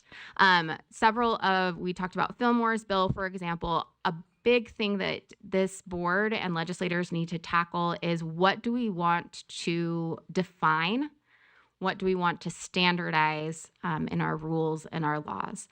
So I think the first question you have to ask yourself is, what defines a school day? If you're an online school, if you're doing things on your own, if you're part of open ed, if you're part of a regular school, what defines a school day? What defines an absence? So we have some LEAs that define an absence by the period by which class they're missing. And even amongst those, there's differentiation, right? Because you have 40-minute classes, you have hour-and-a-half classes, right? So are those things equivalent? Should you care? I think that's the issue, right? And should we standardize that? So that's something to think about as you're looking at these bills. I'm going to pause you for just a minute. It looks like Member Bogus has a question. No, not on this one. Oh, not on this one. Okay, we'll keep going. She wants to go home too.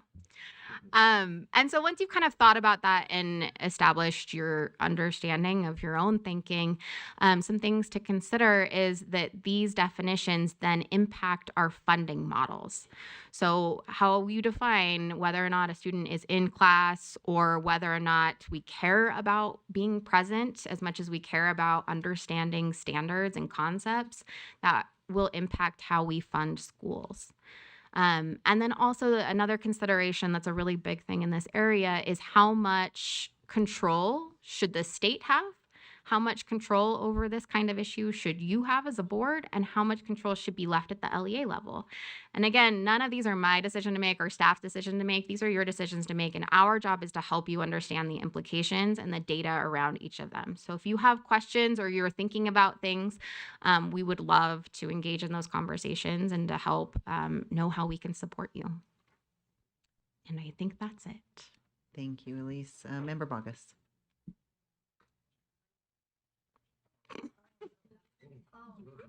All right. And as we're just wrapping up all of our legislative presentation and even these things that tie into legislation, I would encourage you all to, between now and our next board meeting, read through the bills that have been proposed and be ready for discussion at our next meeting. What's that? Okay, I'll do Member Longacre and then I'll come to you. Member Longacre. No, I wish we would have pushed this because this would have been a great discussion and I would have loved to hear everyone. So are we going to circle back and go through this again and talk about it? Because I feel like that would be really helpful. This was awesome and I want to talk about it, but we're all tired. So it's because you had too much fun at the Christmas party. All right. We can definitely... Is that the will of the, you guys want to bring this back? Okay. Okay, it looks like we have Member Green and then we'll come to Member Lair. Go ahead, Member Green. I'm feeling the same way. I definitely would like to have a conversation again.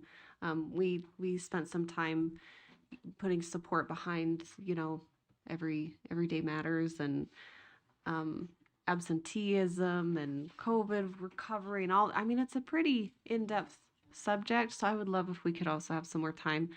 What can we do with this? Did you want us to fill this out and hand it back in? And I'm okay if that's what we want. Like, I would like to spend some time developing some answers here. And, I didn't know if you had intended to guide us more in depth through this worksheet. Yeah, if you have thoughts and you would like, I would love to see the answers because I think it really directs my work and how the policy team can support you as we go into the legislative session on what you're thinking about these issues. I would love that. But again, not required homework. And I Extra appreciate. credit. Okay, awesome. I appreciate that. And I think just as a whole, as a board, being able to put all these little pieces together to get a full picture of what it is we need to do to actually help this. I mean, I think the biggest conflict right now, it seems to be in everybody's minds, is seat time versus competency based. Like, what is that? And I know that our education system itself is trying to figure out how to keep up with the times and what the delivery of education actually looks like. So I feel like this is big. And so anyway, I'm looking forward to further discussion on it. Superintendent Hart.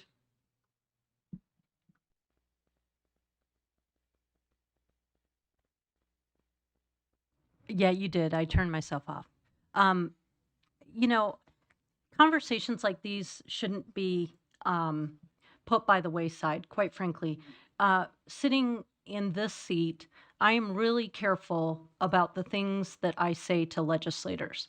Right now, all I can say to them is sharing information, factual information. In order to advocate for your positions, you all have to have conversations. And I know that they get relegated to Friday afternoons, and I don't mean this to sound like a lecture or a complaint, but when we don't have those conversations, you are not giving your staff an opportunity to do their best work, because we can't take to the legislature things that you haven't decided or talked about as a board. So it's not, and our staff they don't know, they can't read your minds. They certainly can't read 15 different minds and then synthesize it and come up with the board's position. So they can guess at your position, they can have a suspicion, but if you really want to maximize the power of of the staff, then we've got to have these conversations about not just attendance, but plenty of other instructional and academic issues, and we have to make the time. So I appreciate that, and I would advocate for a follow-up conversation, and I would love if people were prepared for that conversation, and I'd love to have that conversation about other issues too.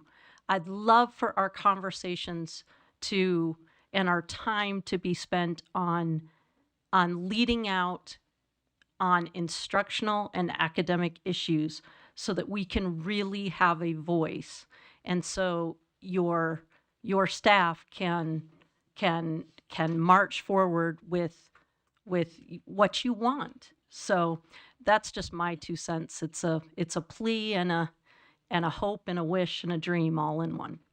Thank you, Superintendent. Member Lear.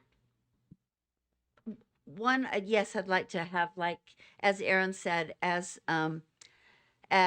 Emily said, I'd also like to have this conversation. But I don't, yeah, today's not the day. We can also put some of it in writing. I think there's one big issue related to this, though, that I wanted to just, and it's gonna, I'm not sure it's the best thing to say on a Friday afternoon when everybody's tired, but the element of this that's left out is how do parents and parents' opinions and parents sometimes conflicting desires fit into this discussion. I don't think we can ignore it. I think we have to take it head on and say, parents rule. And if they want their kid excused, they want him excused. Or we need to say, despite the fact that some parents want their kids excused when they want them excused, if we're going to be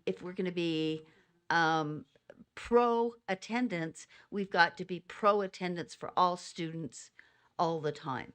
And to just kind of ignore that element of it, because that's a very different element than from 10 or even 10, but especially from 20 years ago.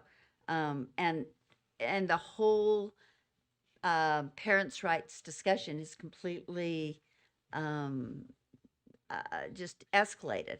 So I think we can't just ignore it while we have this discussion. And it's not anywhere in these documents that I've seen. And I don't know if it was intentional or not, or because it's going to be hard discussion. So anyway, I thought that was really important to kind of bring to your attention. I can put it in writing too. I had one more thing related to Molly's plea to us to, discuss hard information and give them substance to take to legislators, but I've forgotten what it is. So thanks. But we got to put that parent element in and talk about it. We're not going to agree, but we at least ought to talk about it. Okay, Member Earl. So I agree. There's got to be some discussion here, and I would almost argue beginning sometime maybe in November next year, we need to have almost a middle of the month just discussion meeting, right? More of a work session, because right now is not the time to do that. I don't know about the rest of you. We've gone 2 days. Most of us have probably been late nights all week long, right?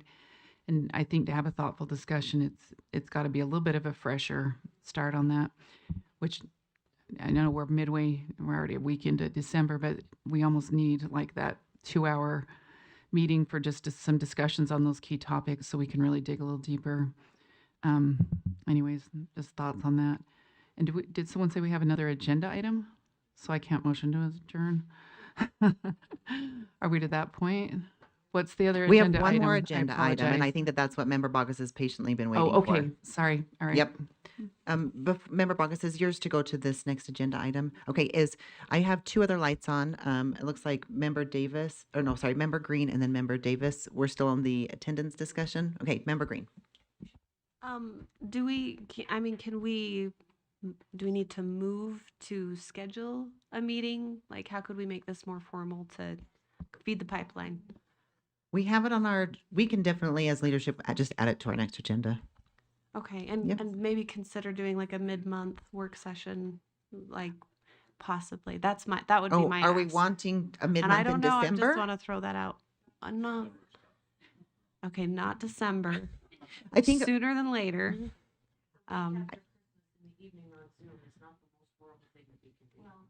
we not have a lunch during our next board meeting downstairs like we did our Christmas party today? We have to, when there's 15 of us discussing this, we have to be in a public setting. We could do it. We could be online, down there, we're all together, we're all here. we can definitely discuss options, and we will I definitely. forever in my head will remember our reading discussion that we had, something like that. Okay, Where something we like all the show reading up, there's discussion. Let's add that there's to our one notes. subject, you know, we prepped Like a deep for dive study Monday, session. Tuesday, Wednesday. We show up on a Thursday afternoon for a couple hours and we trigger that dialogue. Thank you. Thank you for your feedback, Member Davis. I think that's what this was supposed to be, but we just got so far behind schedule that it took, I think it was going to be that. But I just think that all of us in general, not just about attendance, but other things, we heard from Director Plant that JLC's taken a bunch of positions. And this is something to think about because every single year we have other educational organizations that take a lot of positions on a lot of bills. We've heard from our superintendent that said we may need some direction from the board on bills, but yet USBE has also sort of strategically decided to take few positions that a bill has to be really, really good to take an affirmative position on, and it has to be really terrible to take an opposed position on. And that has been strategic, that it carries more weight, is what was being said here. So I think we need to think about how we want to approach this year and have that be kind of part of our conversation moving forward in January. And then talk with Superintendent too and find out what she's saying she feels like she needs for us, even though our staff will help with all of this legislation. They spend countless hours helping legislators, as they should, but they can't say our board supports this if we haven't taken a position. So I just think we need to at least decide if that's how we want to move forward. Thank you for that. And let me just put this question, not a formal vote, but just a question. We've had that discussion as leadership of trying to get ahead of the legislative session because it comes fast and furious, which is why we had them kind of prepare some bills. We're not scheduled to start with our weekly meeting till the 22nd of January. We did discuss possibly starting on the 15th, which is 1 week before. Is there an appetite for that, for the legislative, to point, Member Carey? Thank you, Vice Chair. No, and I was going to raise that similar issue. I remember, I think it was Deputy Newey who mentioned we start those weekly meetings during the legislative session, and I think that puts us behind schedule. And I also agree with Board Member Davis. I think just because we do the legislative discussion every week ahead of time, I don't think that means we should be taking more positions on more bills. But certainly that brings an awareness to this body of what's pending and allows us to benefit from that discussion that we have here. So I do support it. I would even suggest that we don't wait till, and I don't know if this was the comment that was made, but I think the sooner we start that in January, when does the legislative session start? Is that the last week? Yeah, so here's where we're at on our schedule. So January 1st is New Year's Day. We are already scheduled to meet on January 7th and 8th for our regular board meeting. Then we were proposing maybe adding another meeting on the 15th. Our original plan was to start on the 22nd. That's what we voted on our schedule. So the question is, do we want to add an additional one, which means we would meet every Thursday in January. If you're asking for opinions, then I would certainly support that. And that would be virtual or in person, correct? Yeah, I would support that. I'm seeing a bunch of nods. I don't think we need to take a formal vote. We'll just see. Yep. Actually, I Need a okay. Well, I personally.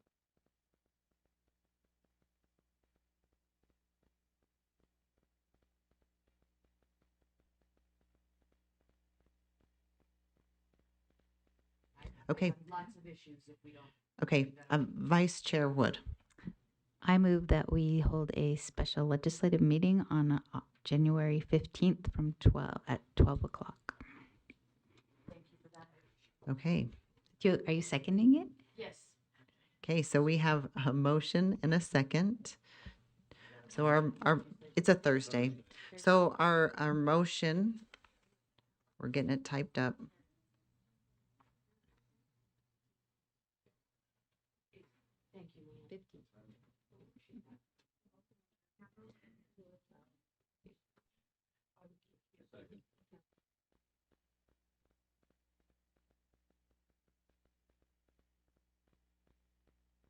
Okay, yeah, so it looks like that's one.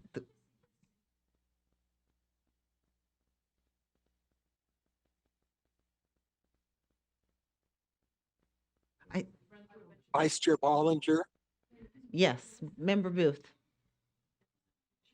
I was just wondering, would the board want to consider during the USBA conference at the Little America, the early part of the month, there are hours that are kind of open. And when the local boards, when I was a part of the local board, we often had little sub meetings with just our board. I'm wondering if we'd want to pull ourselves apart a couple of hours on that Friday or Saturday of the USBA conference and just kind of have some of these conversations that could be a prelude to that meeting on the 15th, where we can actually just get to work and start making decisions of exactly what we're going to support and how we want to approach the legislative session. Yeah, Member Booth, we appreciate that. It looks like, I mean, from the body language and the side conversations that I'm seeing, the concern would be that holding that in public. If we were to do that, we are scheduled on the 7th and 8th of January, so we will have agenda items to start having those discussions. Our legislative discussions will be, and we can make that an action item at that meeting. So to your point, Member Booth, that we could start that sooner in January. Okay, but Okay, thank you. okay, so let's make sure that the motion is on the board.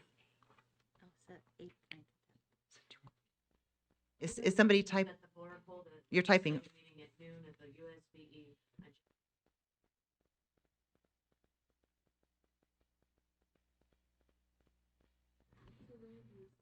Okay, so the motion is that the board hold a meeting. We were going to say a special legislative meeting is what you had motioned. So that the board hold a special legislative meeting at noon at USBE on January 15th. Okay, any discussion? All right, let's cue this up for a vote. And Member Booth.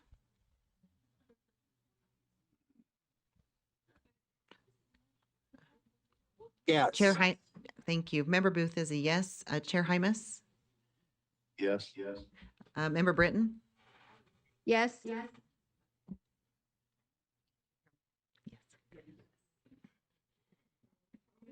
Member Lear, Member Reel? We're just waiting on a few more votes. Member Longacre? Yes.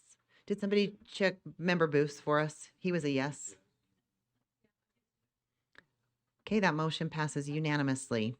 All right, with that, that will conclude that action or that agenda item, and we will move back to 9.2, request for statutory changes, and Member Bogus. Thank you. I have a substitute motion. Okay, let's go ahead and share that substitute motion.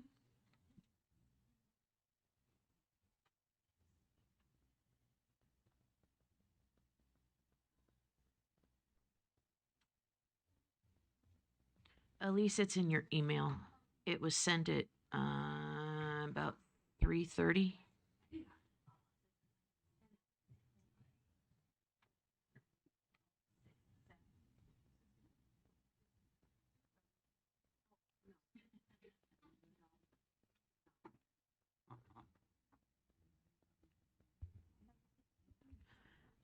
Okay. Uh-oh.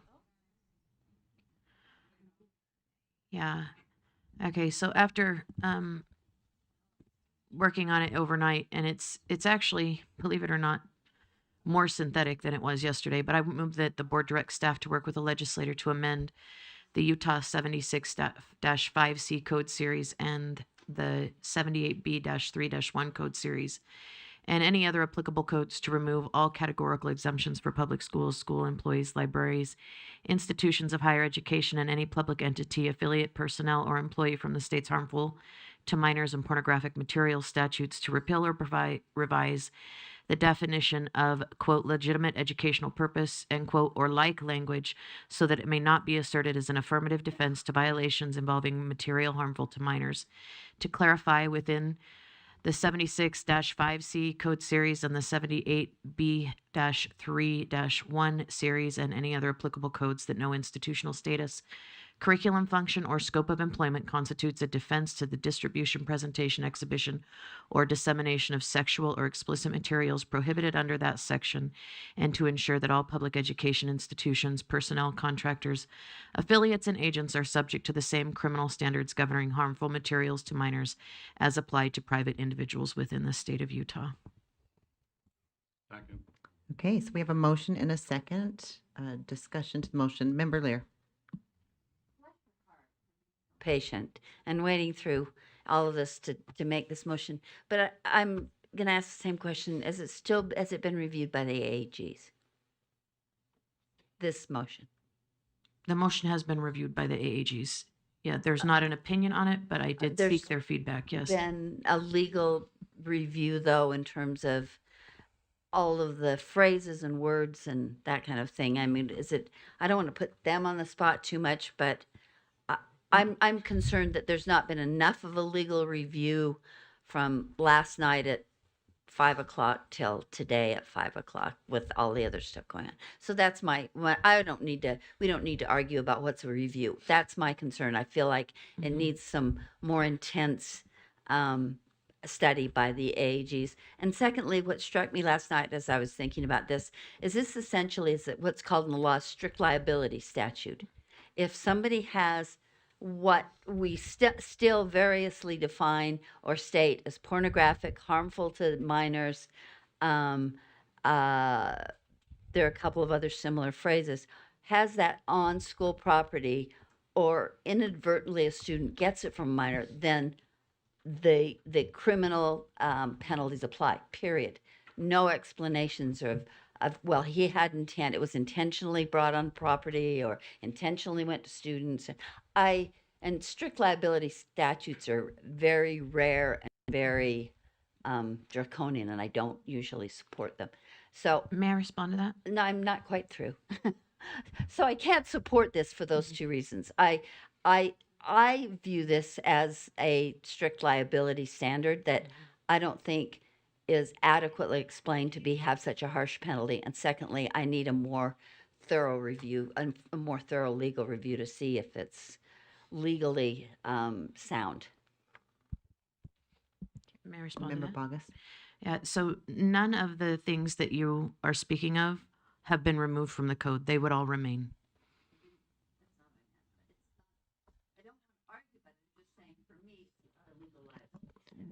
Well, and that might be something that you feel, but none of the things that you're concerned about are being removed from the code. It's not removal from the code. That's not a factor. Okay, Never mind. Yeah, we're going to get back in line. Member Real.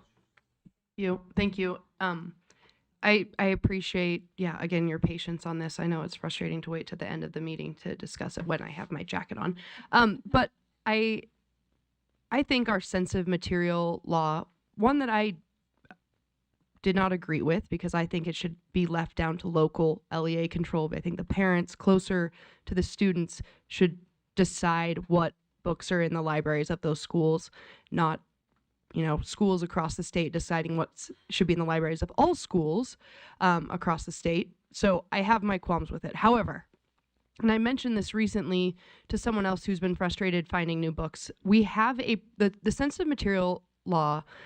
Member Earl and I spent hours and hours together going through and writing the rule for our sensitive material law. I personally do not think that law is necessary. I think it goes too far. However, we have something in place that works. And I don't agree with it, but I think that we came to a consensus and there was a balance there of things that work when it comes to sensitive materials. I absolutely do not want pornographic material in the hands of children, but I think that this takes it way too far. This is, I think there's legality issues, but I also am worried about even including institutions of higher education. Students that are in higher education institutions are adults. They're allowed to read or watch or see or do whatever they want to once they're adults. And so I don't think that's our role in any way. So I have an issue with the including higher education.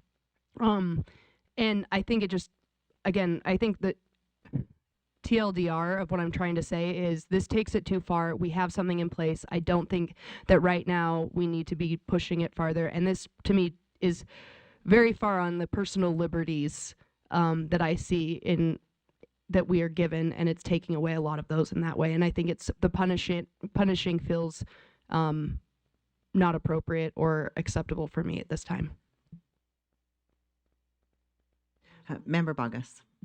Yeah, so this has nothing to do with curriculum at all. This has to do with supplying sexually explicit materials to minors, and it doesn't matter whether you're an adult in a higher education institution. You still shouldn't be able to hide behind a government paycheck as an excuse for giving sexually explicit material to minors. And so it has nothing to do with any of the things you just mentioned. None of this motion has anything to do with that. Yeah, Member Reel. In that case, then to clarify, the role of the State Board of Education, I think that this is outside of our bounds, and this is something that public safety or something else can take on. I don't think this is our duty in whatsoever is our role of the State Board of Education. Member Carey. Just a procedural, this is a substitute motion. What was the motion? And I apologize, I was remote yesterday. Yeah, so and correct me if I'm wrong, Member Bogus, but the change for the substitute, it was basically the same, it just had different codes. The codes that were listed yesterday are no longer codes. They've been replaced with these codes. So that was the change in the motion. Is that a fair statement, Member Bogus? It's a more than fair statement. There's a couple other pieces where it says or like language, because the reason that it says legitimate educational purpose in quotation marks is because there's language similar to that, but it's different in every code section, which is why, like, one place it says bona fide, other time it says educational purpose, another time it says something else. And so we added the or like language so that it wasn't viewed as that narrow quotation, but that language is, it recurs in different iterations throughout the code. And yeah, I think that it's more than fair. And I have another comment, but I'll wait for Chair Carey or Mr. Carey to finish his remarks. Member Carey, did you have a follow-up? No, I just, to speak to the motion, the substitute motion, my concern is that, we have this sensitive materials law, and if this focused on sensitive materials, I would be much more inclined to support it. But we go from sensitive materials, and then most of this talks about sexual or explicit materials, but then we end with harmful materials to minors. And so I worry about a chilling effect on protected speech. And, as this body knows, we're working through a code of conduct for employees at public schools who aren't licensed educators. And I liked where that rule stood, but then a board member came up to me and said, well, what happens if, a janitor or coach who isn't a licensed educator drives their car onto school property and they have a vote for Trump or vote for Biden bumper sticker? Would that trigger some of the provisions in this code of conduct? And the way it was written, it would have. And I worry that because we go from sensitive materials, which is very specific and, in my opinion, recognizable material, we then move to, again, throughout, as I'm reading this, we talk about pornographic materials, then we talk about sexual or explicit, and again, we end with even harmful materials. So I just have these concerns that we are going to run into a chilling effect where, especially in higher education, as board member Reel was saying, the standards are different by law and by policy because those individuals are older. So I just worry about those, and I just wanted to express those concerns on the record. Thank you, Vice Chair. Okay, thank you. Member Green. So what I feel about this is I am in support of this motion. I believe as we have watched a very specific area of our society be able to funnel pornographic materials unchecked and unaccounted for, and present to our most vulnerable population, our children, and they can get a get out of jail free card. I mean, there's an entire industry, and if you take the time to study the novels, the young adult novels, and the history of that, the trend where there is this appetite for that pornographic material, there is research backing those trends, and there is research that backs the harm for that. Again, in reference to what was said last night, that Utah cited that as a health crisis, like it's a problem. And I know that throughout the entire state of Utah, nationwide, this is not a conversation that has not been happening and making news all around the world, even in Australia, that just happened this last week, where this pornographic and harmful to minors materials was presented to a school, and there's no recourse. There's none, because it is protected, and it's a problem. I've spent some time reaching out to librarians to understand the procurement process. Like, what is it? What does it take to get a book? And if you stock your business shelves, you know that there are many, many, many levels that go into curating an order, picking that, shipping that, receiving that, inventorying that, cataloging that, placing it on the shelves, and then the process of that being used. So this is not like it's accidental. It's not like we are completely ignorant to, if we praise the specialists, and our experts, then there is a job that librarians have to undertake now. They need to understand the increase and desire, for these industries to push these novels to the detriment of our children. And again, they have been unaccounted. There's no accountability to this happening. And we have seen champions in the state of Utah that have taken great effort to create systems that allow us to see and to filter through novel upon novel upon novel upon novel of harmful to minors and pornographic materials. And it's got to stop. We are at a point, it has to stop. We should not be funding this in our schools. Parents should not be sending their kids to school where they are exposed to this material over and over and over again, and we're just going to turn a blind eye. This is our product. The materials that we have in that setting is us. We are the adults in the room. And we know that there comes a point where we have to figure this out. And the way that I see it as well, there is no recourse. And these adults that agree with this mock and spit in these parents' face and say, grow up. Kids want this. They do this all the time. We should do this. It's the new trend. We want to be hip. Like all the arguments that are just so silly when we know parents that want to send their kids to school to learn, to get smart, to be protected, to become the best that they can be, and not be exposed to things that is harmful to minors. And I will say, at the beginning of this, it says harmful to minors. In the very last sentence, it says harmful material. I would argue that it's actually very cohesive throughout. It's time we take the next step. If the industry has open access, open season to the biggest market in our nation, which is public education and its libraries and millions of children, it is time that we do something about this. And I support this motion. Member Bogus. I appreciate that. So just in response to Member Carey's comments, the harmful to minors is actually the heading in the code. It's not my language. It's a code heading that comes up in different places. And so it's also very well defined. It's very narrow in scope.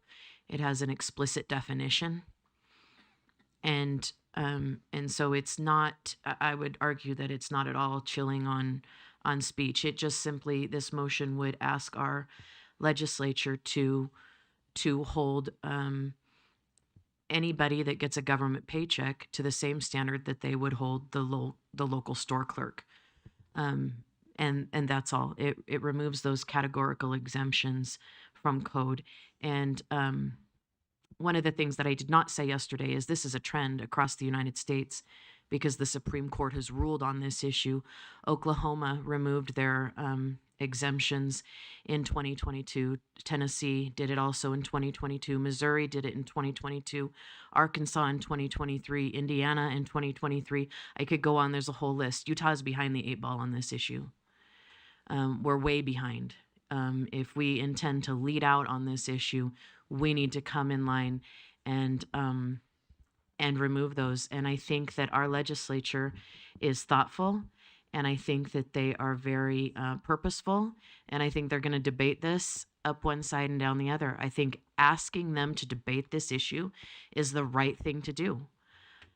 And that would ultimately be what comes of this, is we're asking the legislature to look at these codes, remove those categorical exemptions, and to repeal or revise the legitimate educational purpose language, and to expand the language so that anybody inside a school that breaks these laws is held to the same standard that somebody on the street corner or the bookstore clerk or the cashier at Walmart is held to. And that a government paycheck should not be a shield against that action. And so we're just asking for them to take it up and debate it. And I think they're going to do a good job of that. So thank you. Member Earl. Yeah, the more we're talking about this, and if other states have already done this, quite honestly, I would like to see that information and exactly how it plays out. And you're saying the code series, I'm still trying to figure that out. And maybe that's because they changed it last year. So I apologize. I'm trying to still find all these pieces, which I kind of don't appreciate. I'm not sure why they did that because it was so easy to find before. So a couple things. And maybe it's different around the state, but this is when I've talked with my districts, talked with my principals, when I go around and talk with people, this is one of the number one things I'm asking. And I'm asking how they're putting their books in their library, how they're deciding them, how they're making those decisions, if they're using the law to do that. And I'm not saying that it's perfect. We're still seeing people doing that, but I'm seeing significantly where people are making sure that the books that are in their library aligned with the standards that are in the school. When I say standards, I'm talking educational standards, and they're more aware of the provisions than before. So I'm not seeing quite the same things. I'm not saying there's still not books out there, because we're seeing that. As a matter of fact, we're seeing new books published all the time. I think what I'm saying is I think there's a heightened awareness that I'm experiencing that. It's maybe not across the state, it sounds like. Anyways, for me, I actually need some more information. This may be clear for some. It's actually like one sentence, so or maybe two, but I'm trying to understand all the ramifications from it. And I think one of the reasons why, when they actually did the sensitive materials bill, they went from this code to this code to this, so that they could actually have some grounds to make sure it was tightly fitted. I don't know I don't know the full impact of this. Maybe it's obvious to some, and that's great. So for me, I really do need more information. If there's 4 or 5 other states that removed, and I'm not sure if I understand, is the point to just remove that legitimate educational purpose? It seems to be broader than that. And then it also begs the question, criminal, whatever, if we're going to criminally charge, could a student be charged? And what I mean by that is if sometimes kids do stupid things, but now we're criminally charging them. I don't know. I'm trying to understand how all the provisions play out. So, anyways. I know we have a few people in line. I just wanted to speak to, I'm just thinking of, this is kind of goes along with what Chair Hymas kind of mentioned yesterday, is as leadership, when we go and meet with legislators and we're speaking for the board, it's really hard if we're not very clear on what the intent or what we're actually asking for. And so I agree that we need to make sure that we don't have pornographic materials in our libraries and in our schools. I've personally met with Representative Ivory recently. We've discussed potential next steps. I know there's a lot of schools that are looking at all sorts of resources that now have AI features that can help filter through some of these materials coming from companies that are sending these, right, in bulk. Kind of to your point, Member Green, is when our librarians are ordering these books, sometimes they come in big bulk. And so sometimes the librarians don't realize it themselves what's coming in. And one person, especially if we have a parent volunteer or a parent that's coming in and working 10 hours as the librarian, I really am concerned about holding them accountable if we don't have systems in place. So yes, absolutely, this needs to be addressed. I agree with Member Earl that I need to know more specific information. And if we were taking this to a legislator to say this is specifically what we're asking you to do, and I see the purpose in having discussions. I will tell you, they are having the discussions right now. It is happening. I've had discussions with legislators. They are discussing it. They're discussing I represented our board in responding to the sensitive materials and the library book audit to the Ed Interim Committee. So we did have a response. We did talk to them about where that was happening from, and that's kind of where those conversations. So personally, I feel like we are doing this specific motion. I struggle without knowing the specific implications. So I do support making sure we don't have these materials in, but I'm struggling with this specific motion. So Vice Chair Wood. Can you help me, through the chair, explain the legitimate educational purpose? Because I'm trying to understand when I'm looking up Utah code, a lot of it's referenced in using student data that people can only access it through a legitimate educational purpose. I know that's not your intent here, so there seems to be a mixed use of language. Can you help me understand that? Member Bogus? The answer to your question is there is mixed use of language, which is why it says that or like language in one piece of code. And I can list you all the code sections. We just opted not to do that, so it was more broad and less narrow. But the one section says bona fide, other says educational purpose. One says it's different. It's very interesting to me that as the code sections move forward, there's not a systematic use of language.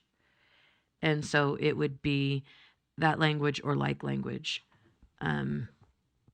So the answer to your question is yes, it's confusing because our code is confusing. I'm referring to that or any language like it. If I'm not answering, I want to answer your question. Well, my question was, when I'm looking it up, I'm seeing it related to data, and you're relating it to harmful to minors. So I was trying to see if you could give me an example of where it's used that you want it pulled out or not used, or. So typically that language or like language is in the affirmative defense portion, that you can use legitimate educational purposes and affirmative defense for giving sexually explicit pornographic materials to minors. But I only found law that said when you give sexually explicit or pornographic, that it is illegal to give it to minors. I only found that language. So Can you give me an example, specific code that I could look at to say, oh, I see how you're using it? Well, put away my glasses. So if you're looking in the 76-5-5C series, 76 5C 101.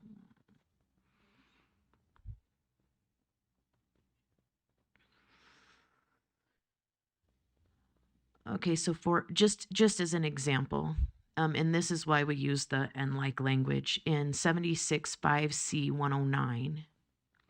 It states that it is an affirmative defense to prosecution under this chapter that the distribution of pornographic materials, and up above, just remember Carrie's information, it says pornographic and harmful materials. So that's where that language comes from.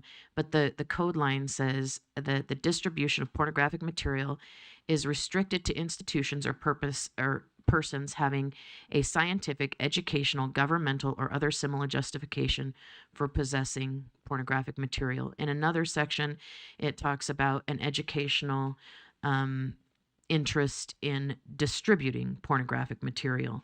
It's not consistent throughout the code, but that would be one example of where they use that kind of language. Did I answer your question better?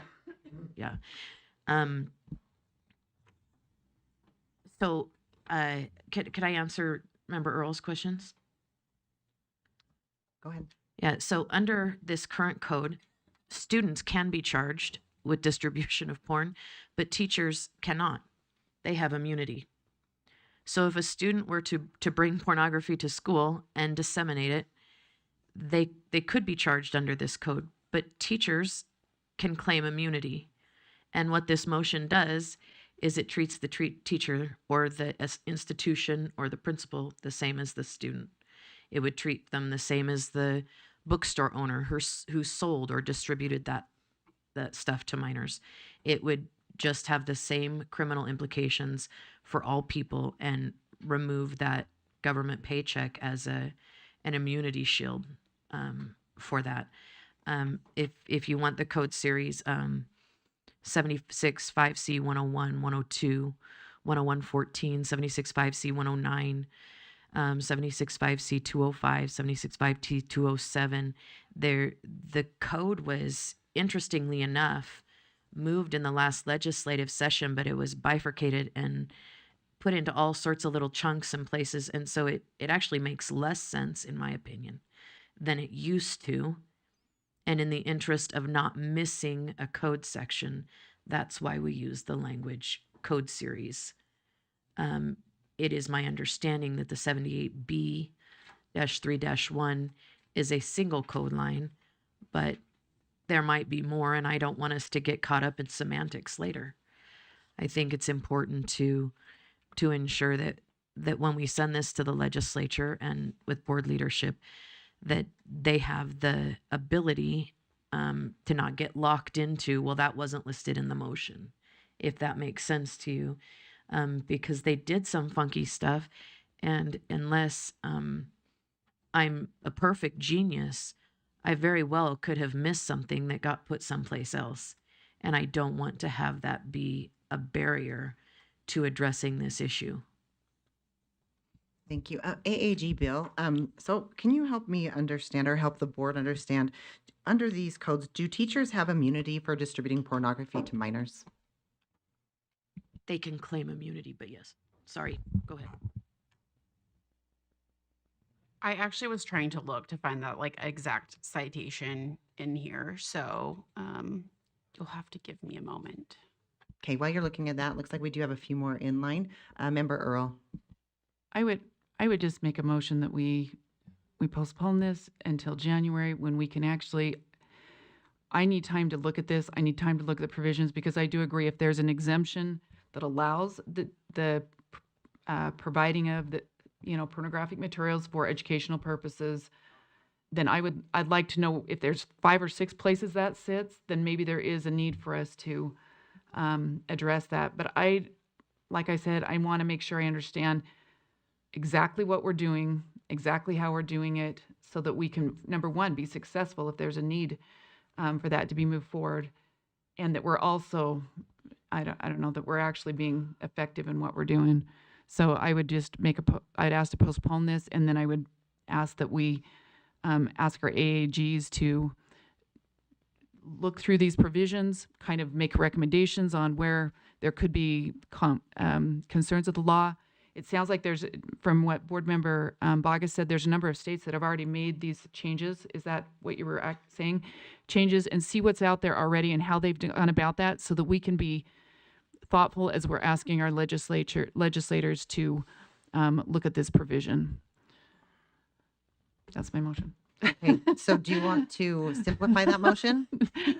Did you not type it as I was going? You want it to just be the motion to postpone? I would motion to postpone, but it has to correlate with, I want the AGs to take a look at this and what's been done in what provisions have been done in other states related to the request.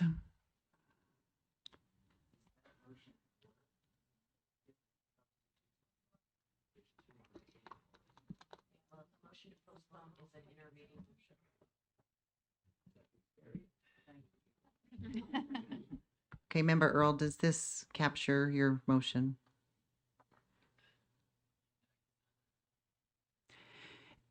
Yes, and would this come under our legislation piece again, or can we actually cut out like a 30-minute, do you know what I'm saying? So it can be a separate agenda item. The only reason why is so we have adequate time to discuss, and we're not, you know what I mean? It's not being scooped up with all the other provisions. It could probably have its own agenda item under our legislative discussion. You know, we've kind of had like fiscal, we could have this motion specifically just like we did in today's Can agenda. we make sure we set aside adequate time so that we can, you know what I mean, thoroughly investigate the pieces of that? And hopefully any analysis can come back before the week before board meeting so that we can check through those, because that's what I'd like to do.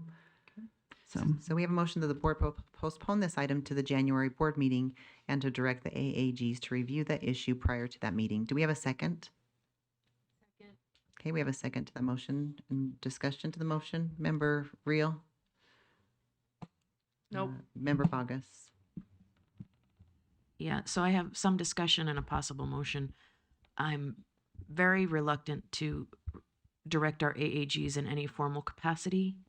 They have taken great heat from legislators in the past for coming up on these things. I don't know that we want to put them in that situation. I recall a situation in 2020. There was a big hubbub and great things, and everything went out on all over social media. And if this is what we're asking them to do, we don't typically ask them to review legislative requests. We make the request, and the attorneys at the legislature review that request and evaluate it and go through all the hubbub up at the legislature. And if we're going to break with that process that we've typically done, I don't know that we want to put our AAGs in a position where there could be a situation where they are at odds with anybody in the legislature. I think that's a bad place to put them. I don't think there's any issue with them reviewing it, perhaps sending an email to us, but I don't think that we need a formalized report that comes out on the public record. I don't know. It's just a thought. Yeah, thank you. And with that, I would move to divide.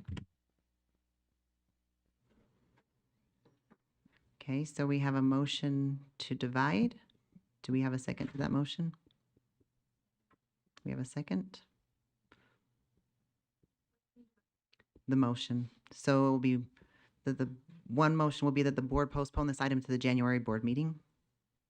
And the second motion would be to direct the AAGs to review the issue prior to that meeting. Okay, so we are voting on the motion to divide. Is there any discussion to just dividing? Member Carey. I would just, and I understand the concern. My concern is that, you know, we just went through this in law and licensing where we asked the AAGs to speak to the respective offices at the Attorney General's office regarding these free speech implications. The value of their discussion with the Attorney General's office is of no effect if they can't bring that back to our committee and say, this is what we learned. And my concern here is that it would be the same thing saying, yeah, let's postpone this, but without getting that information back from the AAGs, I don't know the value of why we would postpone it. That's my concern, and I'm sensitive to this because it just went into, it's something that we considered as a committee, and so I would speak against it because I think the value is finding out the particulars of this provision and the implications. And that's all. Thank you. Member Lear. I oppose the motion to divide because I can't separate the discussion of this item from the legal implications that is the job of the assistant AAGs. I want to, I don't want to, no, protect them is the right word, but I don't want them, I don't like the negative implications that sometimes come their way because of legislators. On the other hand, they are professionals who can do their jobs, and I can't separate these two pieces. If I can't have a legal review by those who represent us, then I can't discuss the issue. And I feel like we have to have both together. So I oppose the motion to divide. Okay, thank you, Member Lear. All right, so our motion is to divide. We're just voting on motion to divide. Let's go ahead and tee that up for a vote. And we have a few online. Member Reel? No. Member Booth? No. Member Britton? No. And Chair Hymas?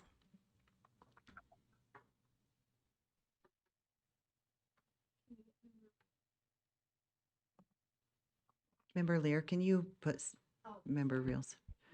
And Chair Hymas, are you still with us? Yeah, Chair Hymas is a no. Booth was a no. Okay, so that motion does fail. 3 in favor, 12 opposed. Those in favor were Member Kelly, Member Green, and Member Bogus. So that takes us back to our underlying motion.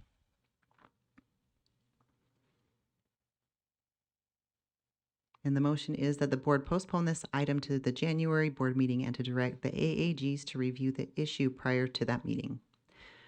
Let's go ahead and vote. Member Britton? Yes. Member Reel?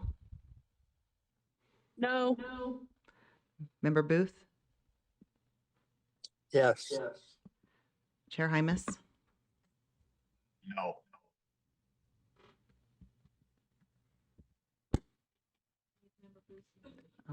Oh, can you put Member Reels and Member Booths? Member Booth, can you repeat your vote? Yes. He was a yes. Okay, so that motion does pass 10-5. The no votes being Member Reel, Member Hymas, Member Green, Member Lear, and Member Bogus. And with that, I will take one final motion. Motion to adjourn. Okay, all those in favor? Aye. All right, we are adjourned. Thank you. Aye.